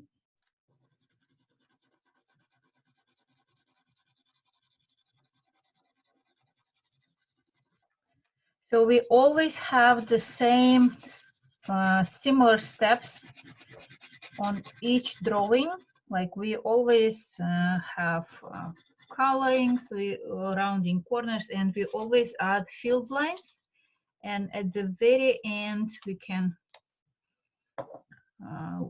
select what is the most important, what brings the most attention on your drawing. So when you look at your drawing, what is which object is the most dominant?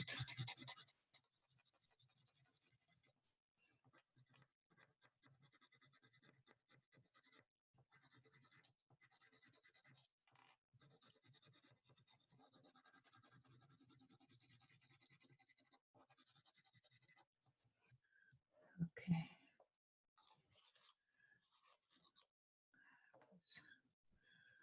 Very bright yellow colors.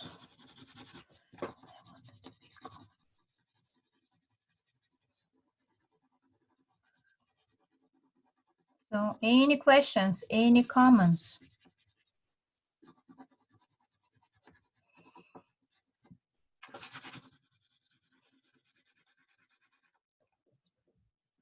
I'm like really working. This is kind of interesting. You know how the past few years, not so much now, but at least in the United States, a year or two ago, there was this huge craze, coloring book craze for adults. Mm-hmm. And in some ways, this is like you're creating your own picture to then color versus going to a coloring book and coloring in someone else's creation. You're Yes. coloring and activating your own creation.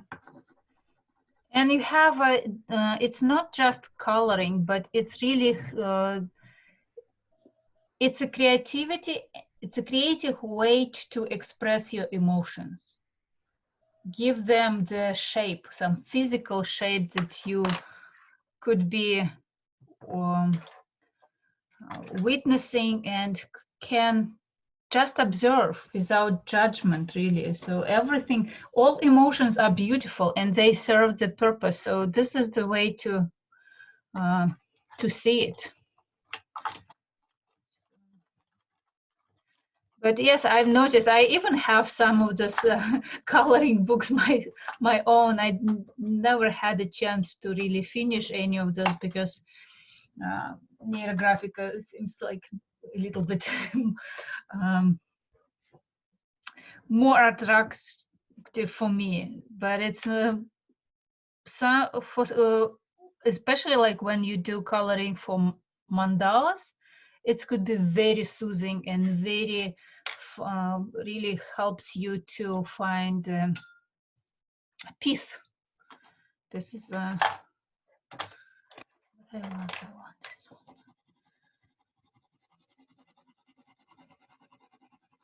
And we still like it's allow your inner child to feel joy, to feel joyfully, and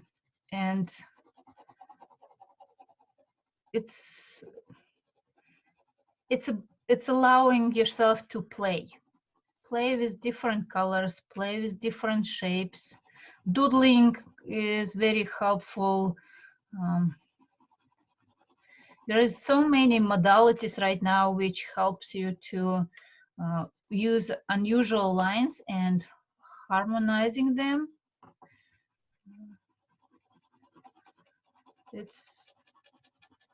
And each of them can find their own people, like own, not clients, but fans who can use them and feel very feel benefits. So I cannot say that like, oh, just do Neurographica, because for different people it's different tools, and this is just one of the tools. So play with this.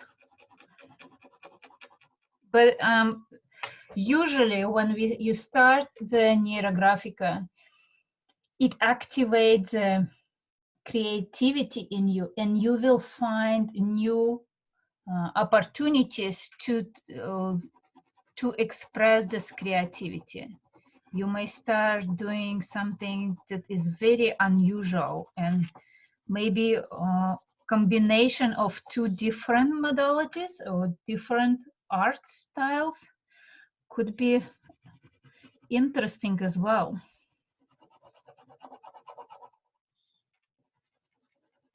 Like there is a new way right now, is a very fast growing, it's a neuro art, when you use this neuro lines in any art, and it gives a sense of the movement and dynamic. And it's a friend of mine is a big fan, so she usually draws paintings in, like she uses acrylic, I think it's acrylic or oil that she's using, and it's very beautiful, just combination, some art and some principles of Neurographica. And it's always charged with emotion. So it's really, the art is when you have the sense of emotional interaction between you and art. So do you feel this emotional connection. Because in most cases, we at the beginning, we already charged this drawing with emotions. We very connected to it. And people usually feel the connection.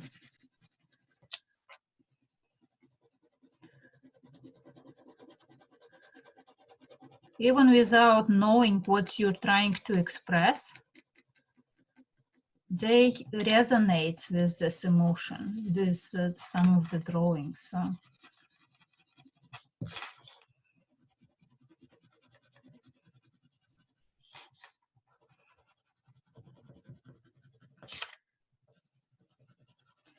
And it's such a like it's such easy to do, like just because you cannot really have expectation how it's at the end should look. Everything will be unique and different and beautiful.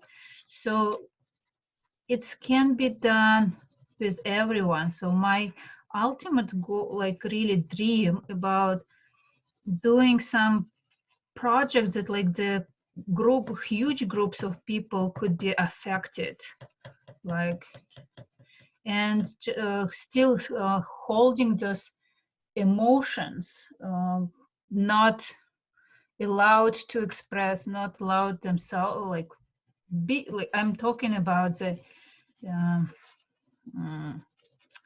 collective traumas that maybe not in your like you maybe not affected yourself, but you still witnessing the in your parents' history or maybe in the country history, and you still carrying this charge inside of you.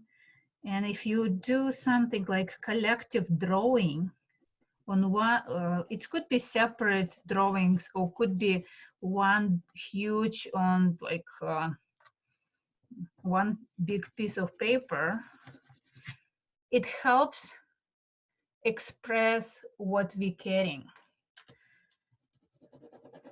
And maybe one day I will initiate such huge drawing. This is on my bucket list.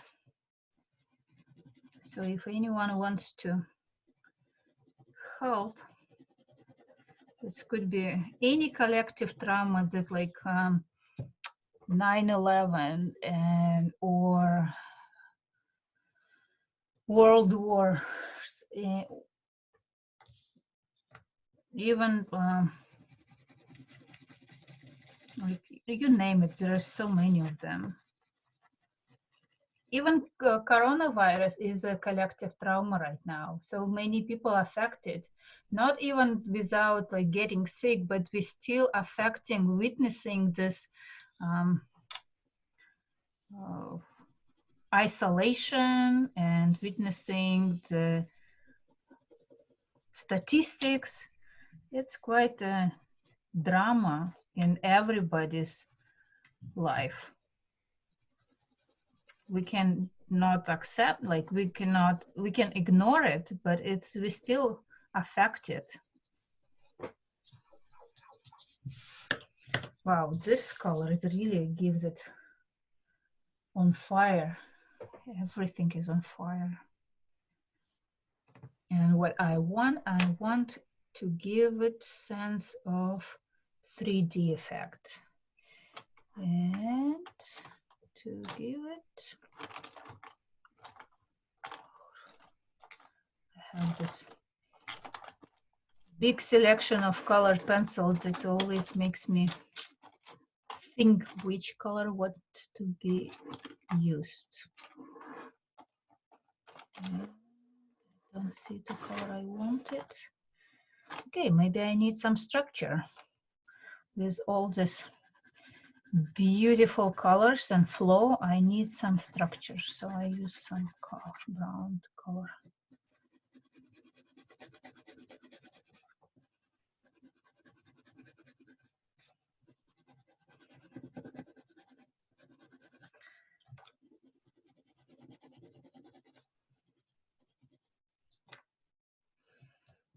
Any other questions?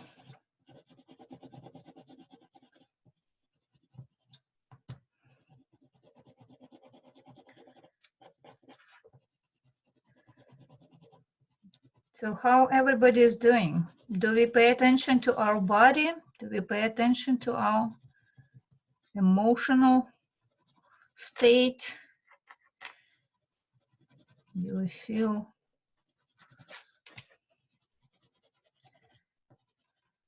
Okay. I'm so glad I decided to do this brown color, so now I can really see the outline of my brain, that I'm not completely dissolved in the world.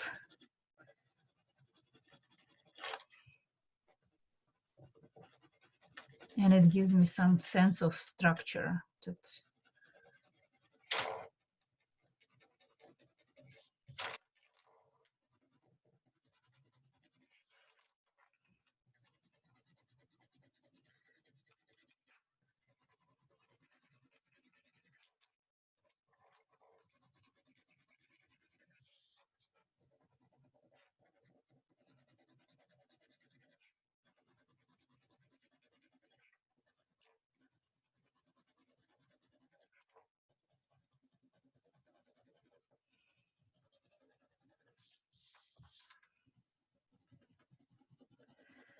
Okay, so I'm getting so close to my outcome, and I did not expect that my drawing will be like 100% colored, so there is no really white colors on my drawing. There is no empty space. Everything is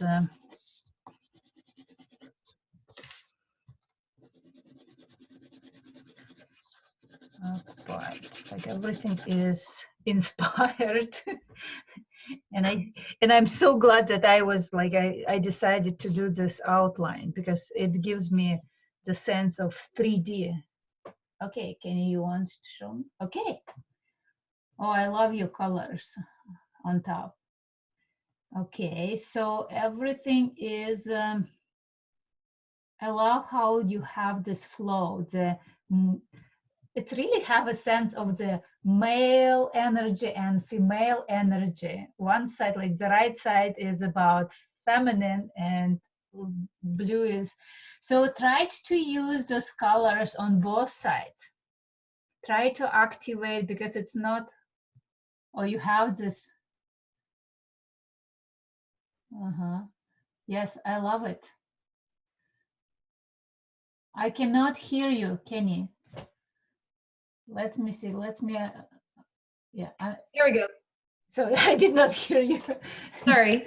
Do you see the body Yes. and then the arms? Very gentle feminine body. It's like really, it's a very gentle outline of body. I saw it just as I colored in one of these, and I was like, wait a minute, I see something here. And the body is very balanced. I love how balanced it is. So support this body, like give it some kind of colors that you don't lose the outline, but you really gives the sense of gently like holding it. Some colors that can hug this body. Okay. And I love how you give more lines on the bottom. It feels more balanced now to me. I didn't really want to do a brown egg, so I did mahogany, and I just made it light. And it could be like the inside could be different color. So just start playing, and it's what else is could be the flow can go through this egg. So everything could be translucent, and this is the beauty of Neurographica, that we don't really have to sacrifice one shape for another. You can combine both, make shapes translucent and see all of those levels. Yeah, I'm looking forward to see what will be outside world for you. Like you more defined.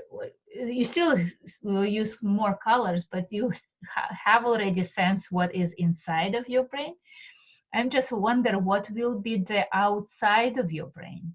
Yeah. Remember that some colors can go from inside to outside when you try to inspire other people. And Right. if you want be impacted by outside world and kind of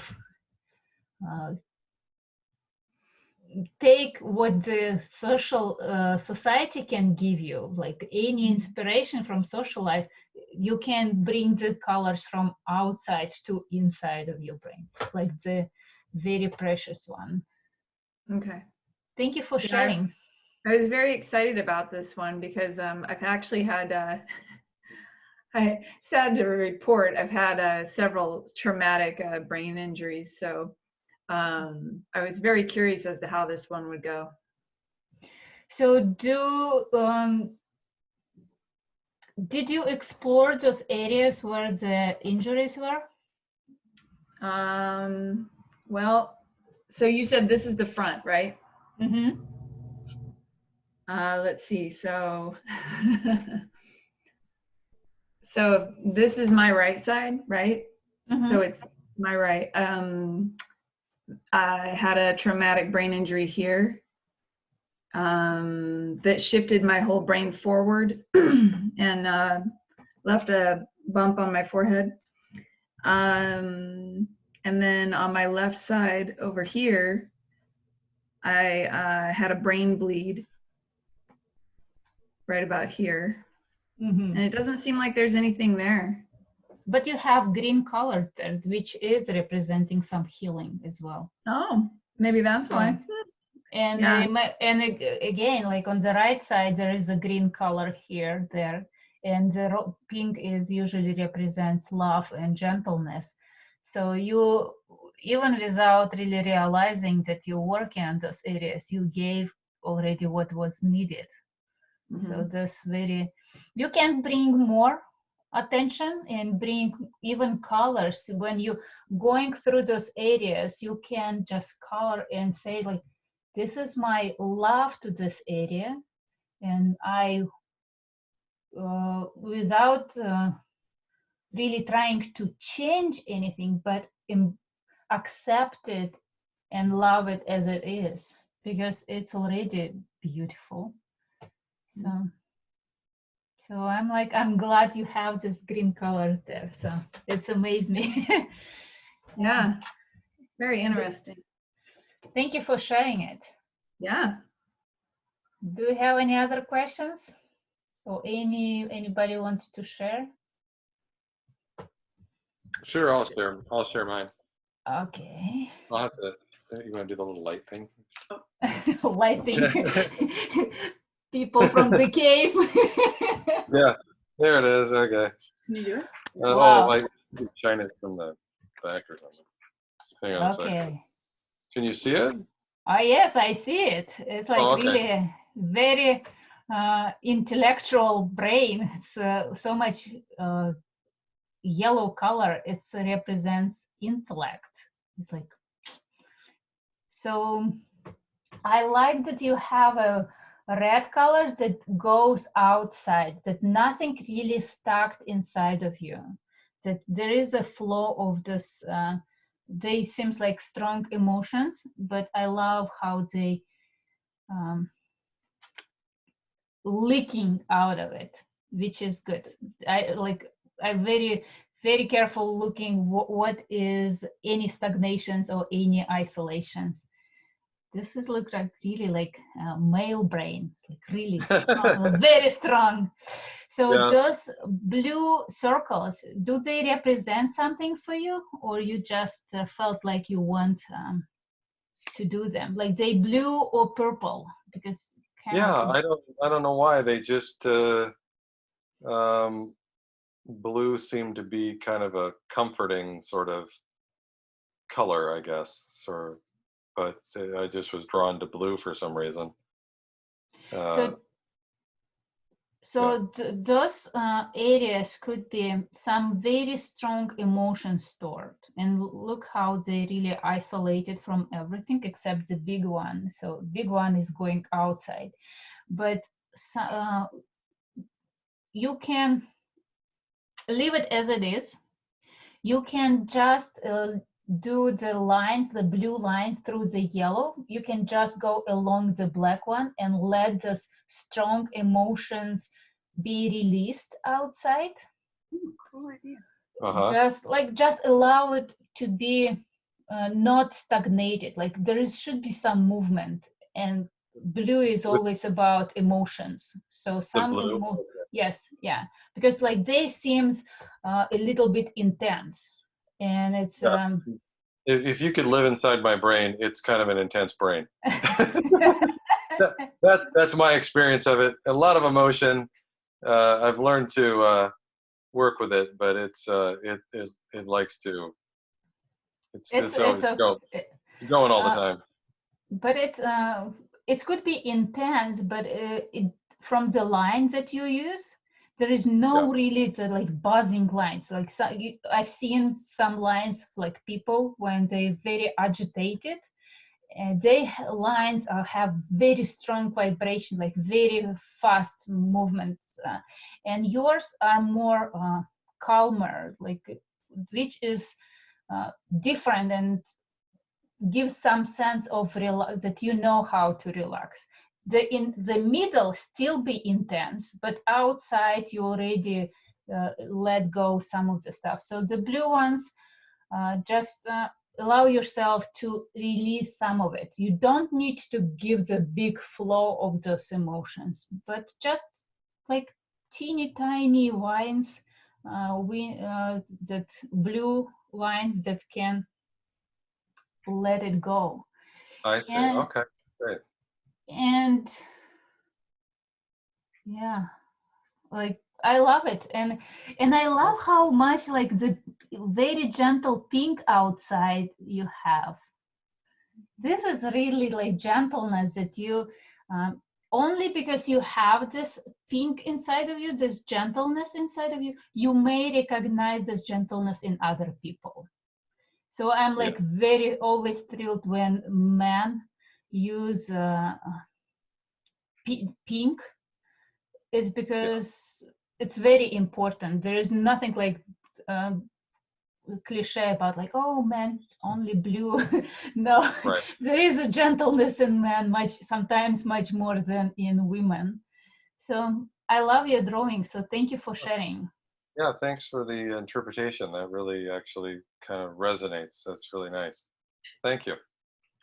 And this yellow between that really connecting your left and right. So this is an interesting, something like very interesting idea that helps you to activate both areas at the same time. Yeah. Okay. Trisha, do you want to show yours, or are you still working? I'm still working. Okay, so you can send me. I would like to. I'll just to go a little longer. Okay, good.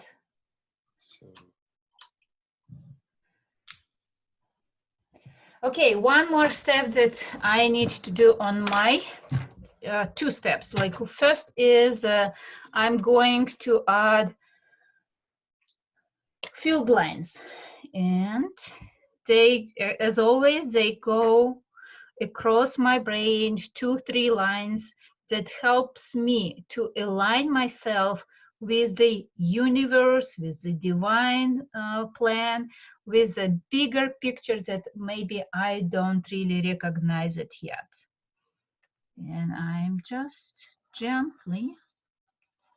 So it's not always should be black lines. So if you want to use different colors, you can use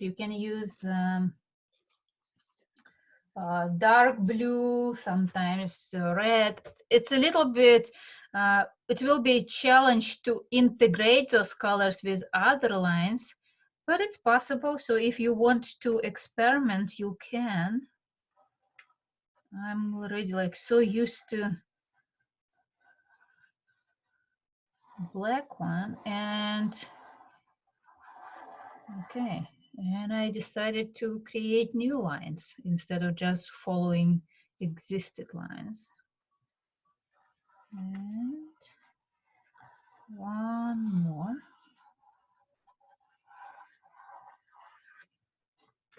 Okay, now again, as always, we even alignment with field with bigger picture, we need to make sure that it's integrated, that it's not overpowering or discomforting for us, that we want to be very gently impacting us.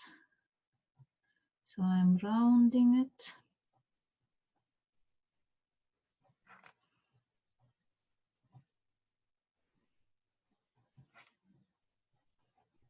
And I'm rounding. And my marker does not really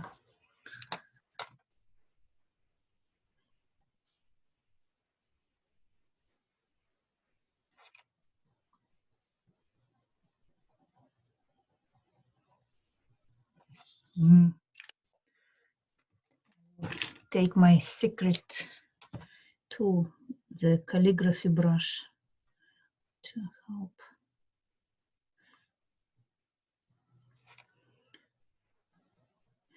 When my husband did first class Neurographica class that I was teaching, I was like so nervous to ask him how did he like it, because he is against any woo-woo stuff. And his comment was that this is actually better than Sudoku. I was so, I love this comment. This is like really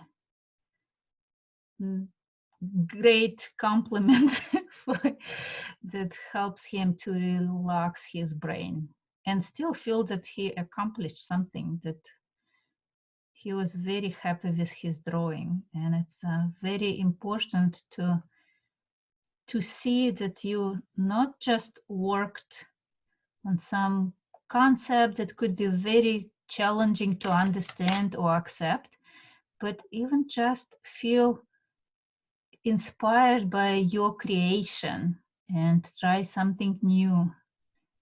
And it's that's why I'm like, even if you don't believe in all this big theory about changing your brain, changing your perceptions, try it. It could be very healing, very meditative state. Especially when I don't talk, like if you just learn the exercise, you can do it yourself. And in a quiet surroundings, you can be only you and your drawing, and it will be completely different experience.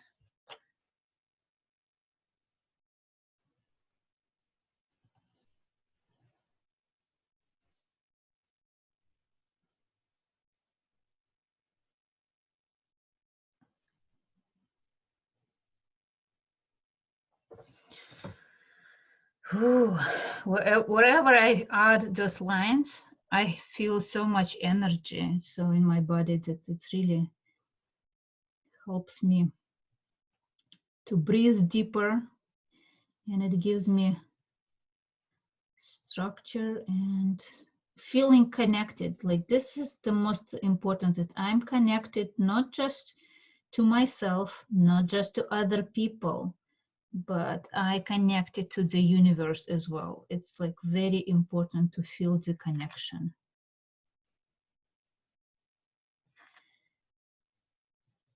And it's my decision how much I want to be connected.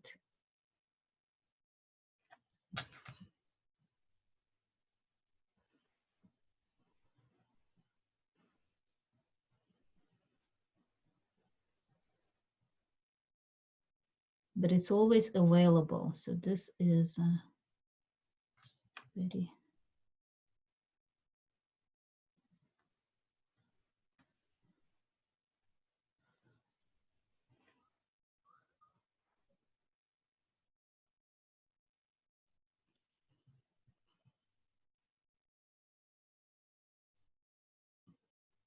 And we don't really like trying to activate our brain to learn a language or something that really very great task. I'm like, maybe it's possible. I've never played with this. You can try, but it's like really to find to start the flow, like balance the flow of energy in our brain and flow of thoughts in our mind. And this could be inspirational, like to connect different thoughts in some logical net. It could be very creative, or invent something new, completely new. You have the potential because your brain is so beautiful.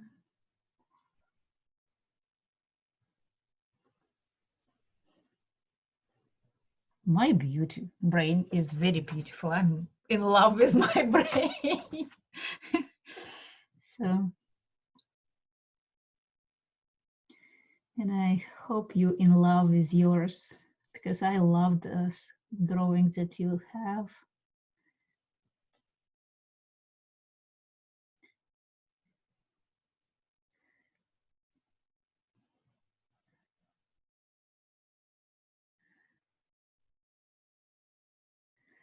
So this is just the beginning of your self-exploration. So you can, there are some people who are teaching, like some instructors who are teaching the whole course. I know that the course is in Russian, but like the whole course is about exploration, different body parts like lungs, liver, because each of them store different emotions, and you could be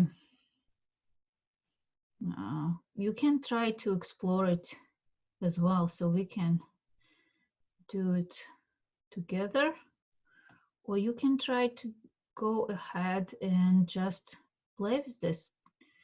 Let me know that it's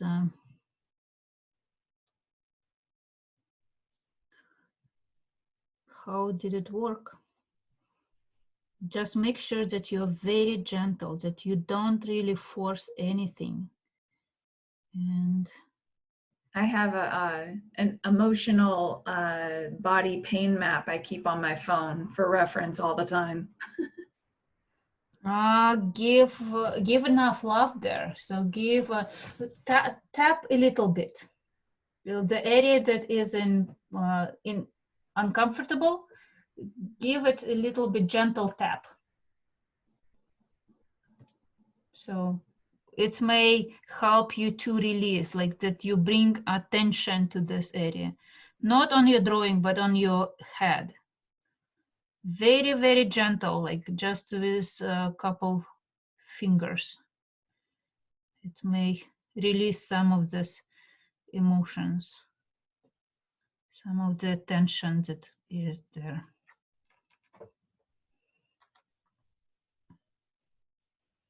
So usually when we just start and when we have many corners, angles, the reactions, body reactions are very strong. But when we release this corners, when we transform them in roundings and give them support and gentle resources, the headaches are gone and we start breathing deeper. So that's why I'm like, pay attention to your body reactions. This is when our body is like really reacts very strongly. It means that we really changing something. The body letting go some of this very strong experiences in our we let it go. So that's why I try forgot what I was trying to say.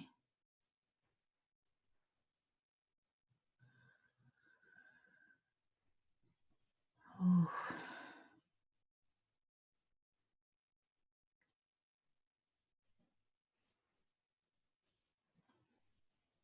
And it's always nice to listen to your body. Like when we have this strong reactions and we suppress it, it's never gonna be unnoticeable. So the effect will be delayed, but there will be effect. So if we can have a chance to satisfy what the need is right now, it could be. And again, like not always your emotions should be, oh, it's always about fun and joy. No, sometimes we suppress to feel grief or angry. So this is a great opportunity to allow yourself to experience those emotions and notice where they stored in your body and just be with them as gentle as possible. It's better if you release it on the paper than you just go and start forcing other people in uncomfortable conversations or whatever it is, which could be needed sometimes, but we have opportunity to try it in this different way. And at the end, if you have some area that you really want to make stronger, like if some of the area that really brings your attention, you may even increase the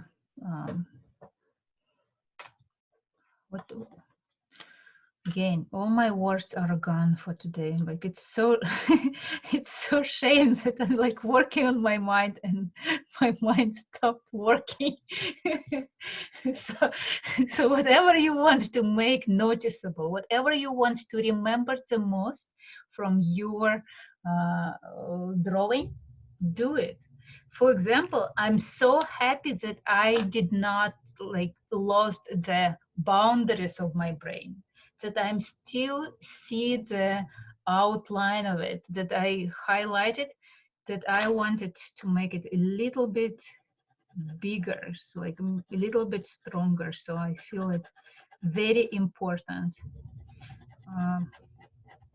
I could magnify the effect of this central circle, but I had already other drawings about like really inspire everything and be very powerful inspiration for my brain and just shine outside at maximum capacity. But that for today, it's really about allowing myself to know what are my boundaries. So I don't want to really run around like a crazy and try to inspire everybody. I want to feel comfortable about recognizing my boundaries and recognizing boundaries of other people. So this is a message for me today. Know your boundaries. Healthy boundaries. I don't limit myself, but I still recognize that it could be unsafe if you go crazy in your vivid dreams and vivid imagination. So it's always about balance. I don't know, maybe after like when I do the third drawing, I will have different opinion about it. So this is my nutshell. Yeah, it feels like I'm, and I still connected with all this flow, that color that goes outside. I still feel like I inspire, but I have the sense of protection, the sense of structure, sense of shape. That I'm not just idea. I have a very beautiful shape as well. Very balanced. I feel like it's balanced. And I love this sun inside.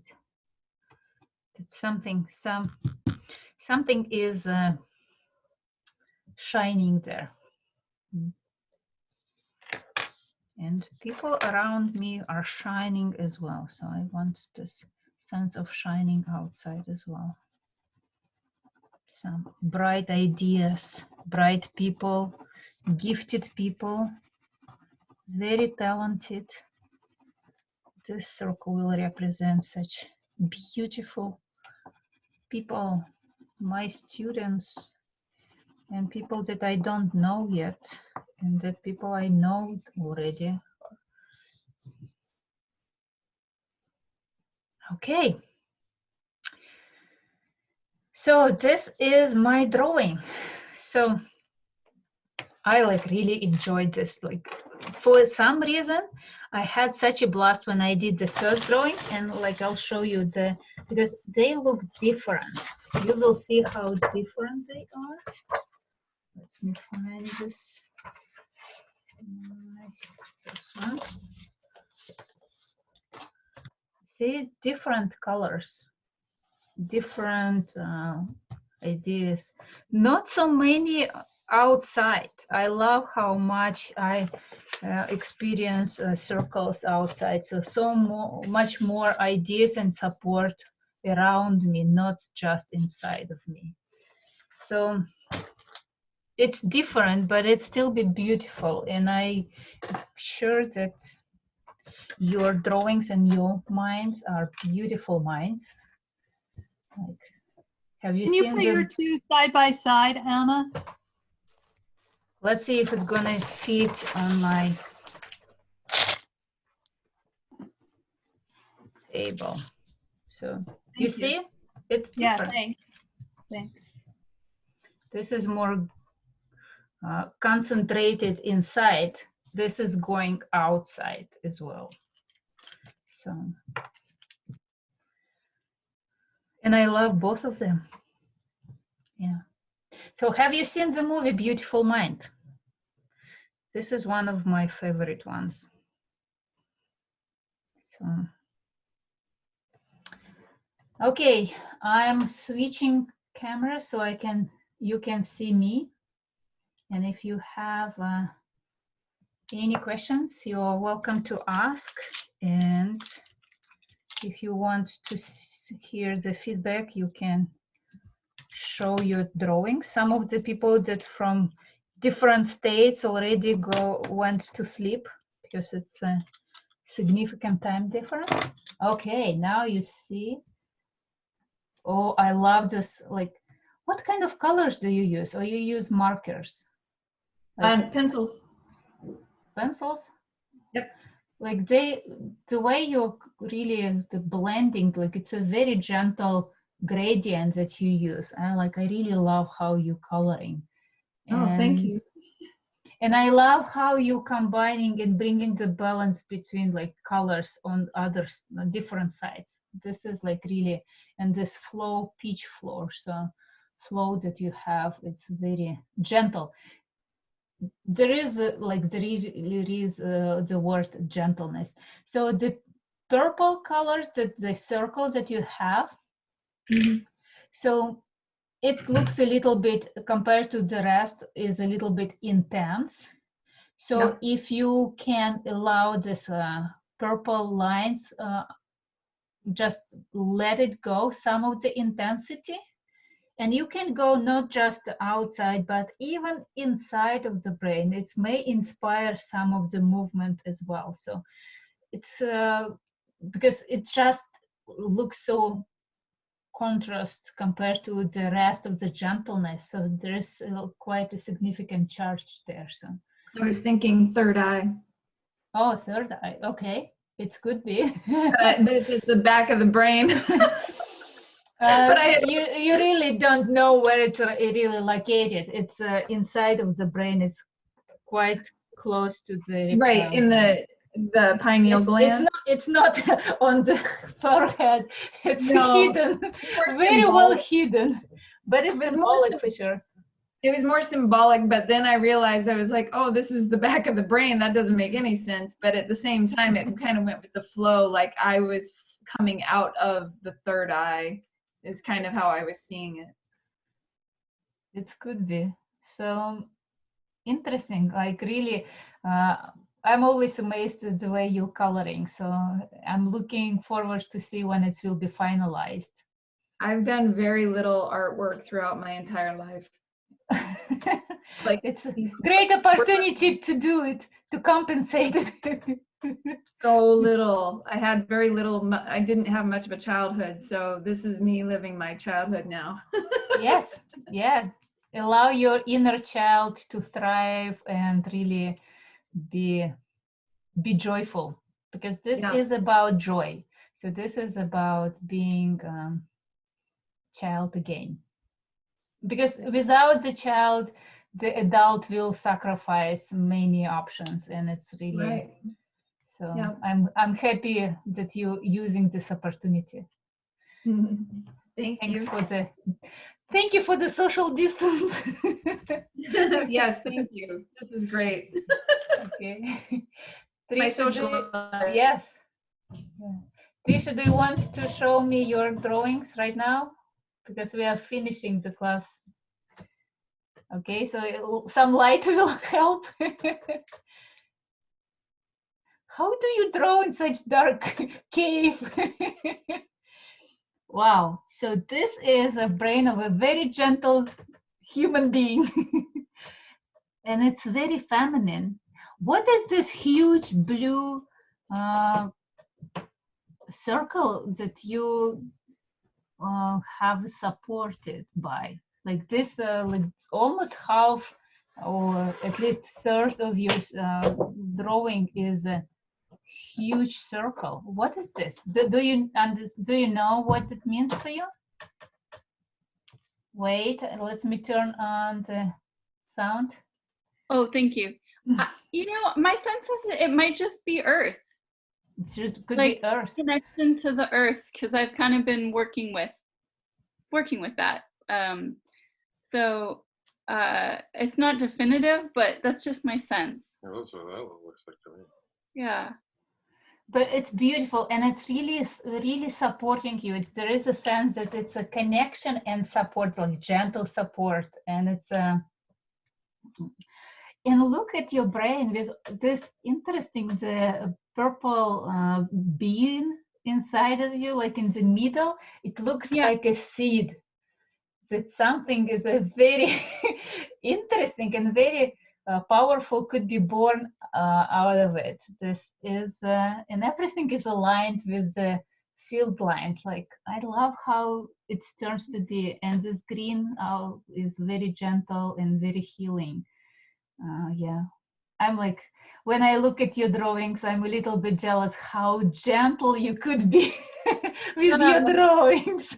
And it's funny, when you were doing yours, we were muted, but we were like, "Whoa, yours is so vibrant! That's amazing!" It's a different experiences. Mine is always about intensity. Yours is about gentleness, and I love how we are different and still be beautiful. This is very important. Really, like I'm looking forward to see when it will be done completely. Yeah. So you can draw more field lines. This I see one, but you can draw more if you feel it's needed. Okay. So. Yeah, because you said like 2 or 3 for a size like this. Yes. Yeah. Usually I use 2 or 3. Okay. And it's interesting, you're drawing together. So if you put it close to each other, so would it be any lines connected? Let's see which way. What do you mean, like this way? This way. Oh, I love how you did the blue ones. Yeah. The blue ones is like, yes, there's not many, but there is some of it. And it's like, it's interesting how this blue that Jason used is very similar to the earth line circle that you used. Yeah. Yeah. So, Right. good. Well, Everybody is connected somehow. Great. Okay. Thank you. So is there any other questions? Catherine, are you planning to email me your drawing? Yeah, I'll do that. I'm still working on mine. Okay, so But thank you.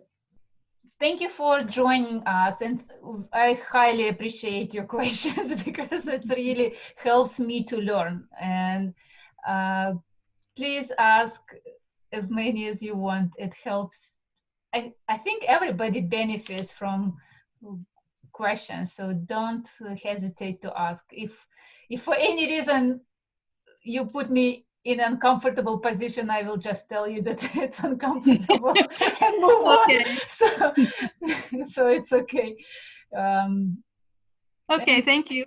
Thank you. So have a great night. All right. Drink enough water. you, Eat Anna. your greens, and if you decide to join me on Wednesday at 11:45 a.m., or if you want to send me some short birthday celebration, you're welcome to send it on my email or on Facebook Messenger, and I will just prepare everything and show it to everyone. So Russia will know about it. It's actually all around the world. It will be all parts of the world that will see it. Wow. And I see if I can post a link to the event, so you can just be aware what people look like that very connected with Neurographica. So thank you again, and I'll see you next time. Thank you so much. Good night. Bye-bye. And one more thing, like, what are we going to do next time? Are we going to work with timeline, or do you want to do something else? I'm into the timeline. Yeah, I'm down. Yeah, that's fine. Okay, so we will play with this one. Good. Okay. Thank you. Have a great night. Thank you. Bye. Bye. Bye, everyone. Ciao. Ciao.